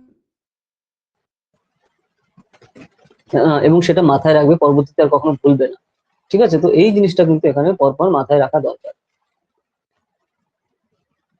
বুঝতে পারছো? মানে আমি উদাহরণ দিয়ে বললাম যে তুমি এতটাই তোমার প্রেজেন্টেশন এতটাই পারফেক্ট হবে যাতে মানে মানে যেটা বলে না যে ফিদা হয়ে যাবে। ঠিক আছে, তো ব্যাপারটা হচ্ছে সেরকম। তো তখন হচ্ছে এই যে সি যেগুলো আছে, এই টোটাল 7 সি গুলো যাতে তাহলে কমপ্লিট করবে, তখনই হচ্ছে তোমার প্রেজেন্টেশনটা পারফেক্ট হচ্ছে as a professor or as a teacher. এবং তখনই কিন্তু যারা রয়েছে তোমার সামনে অডিয়েন্স বা স্টুডেন্ট বা টিচার বা যেই হোক না কেন, তারা কিন্তু তখন মানে যেটা বললে ফিদা হয়ে যাবে, সেই জিনিসগুলো হচ্ছে তখন হবে। যে পারফেক্ট টিচার যে জিনিসটা বোঝে, যে প্রেজেন্টেশন হয়েছে যে জিনিসগুলো ঠিকঠাক আসবে, তখন হচ্ছে এই পয়েন্টগুলো তোমার ক্লিয়ার করে রাখতে হবে। কোনো একটা টপিক নিয়ে যখন এই যে যে 7টা পয়েন্ট আছে এটা ক্লিয়ার হবে, তখনই হচ্ছে তুমি তাহলে পারফেক্ট হতে, যে প্রেজেন্টেশনটা তোমার ঠিকঠাক হয়েছে এবং যারা অডিয়েন্স আছে তারা যে ঠিকঠাক সেটাভাবে নিয়েছে, তখন সেটা বোঝা যাবে। তো তখন হচ্ছে এই 7 সির কথা এখানে বলা হয়। তো তুমি 7 সিটা তোমার একটু মাথায় রাখতে হবে। এই 7 সিটা কি, দেখো এই পেজে রয়েছে, এটা কত পেজ, 4.25 পেজে দেখো 7 সির যে লিস্টটা রয়েছে, এই যে আমি দাগিয়ে এটা কিন্তু তোমার মাথায় রাখা দরকার। যে 7 সিতে কি বোঝাচ্ছে, কোনো একটা টপিকে তুমি যাতে পারফেক্টলি তোমার সেটা যদি বোঝাতে হয়, তাহলে কোন কোন জিনিসগুলো মাথায় রাখতে হবে অবশ্যই, অডিয়েন্সকে বা টিচার স্টুডেন্টকে বা তোমার সামনে যারা মাস আছে তাদেরকে।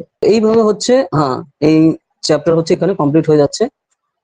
ঠিক আছে, 4.26 এবার দেখো এখানে পরপর তোমার এই যে আমরা এতক্ষণ ধরে যা যা পড়লাম তার উপর কিন্তু এমসিকিউ গুলো রয়েছে, তো এগুলো কিন্তু তুমি পড়ো। ঠিক আছে, এবং সেগুলো করে আমাকে কিন্তু দেখিও। ঠিক আছে, আর এখানে ওই যে লাস্টে কিন্তু রয়েছে ক্যান্সার কি, তো তুমি করে তারপরে কিন্তু প্র্যাকটিসের মধ্যে থাকতে হবে, তাহলে কিন্তু সুবিধা হবে। বুঝতে পেরেছো রাখি?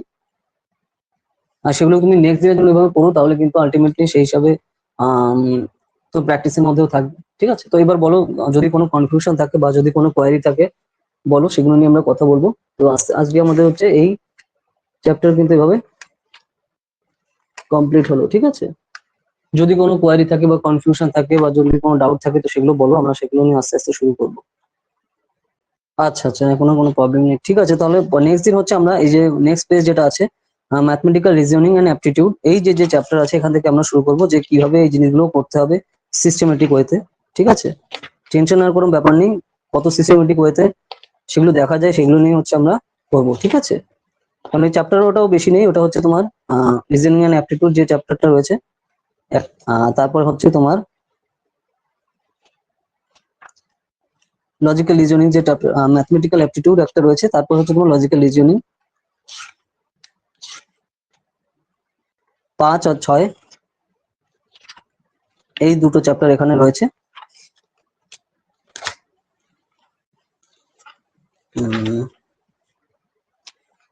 তারপরে হচ্ছে, হ্যাঁ, 5 আর 6 হচ্ছে তোমার এখানে তার উপর বেস করে।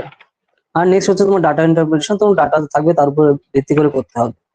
ঠিক আছে, এরকম 2-3টে হচ্ছে তোমার চ্যাপ্টার রয়েছে। তারপরে আবার আলাদা জিনিস রয়েছে তোমার, যে information and communication technology, ICT, যেটা কিন্তু ইনফরমেশন রিলেটেড ডাটা, তো সেই জিনিসগুলো করতে হবে। তো মানে 2-3টে চ্যাপ্টার ওখানে রয়েছে, তো সেগুলো আমরা আস্তে আস্তে দেখবো।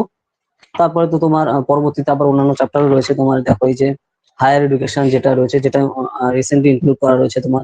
তাছাড়া তোমার people development and environment related জিনিসগুলো, এগুলো আছে। আর তারপর লাস্ট স্টেপ রয়েছে হচ্ছে তোমার উম, আমাদের যে এডুকেশন বলছি, নিউ নিউ এডুকেশন যে পলিসি 2020 নেওয়া হয়েছে, ওইটাও কিন্তু রয়েছে। ঠিক আছে, তো সেগুলো আমরা আস্তে আস্তে সামনের দিকে এগোবো, এক এক চ্যাপ্টার করে আস্তে আস্তে এগোবো, তাহলে কিন্তু সুবিধা হবে বুঝতে।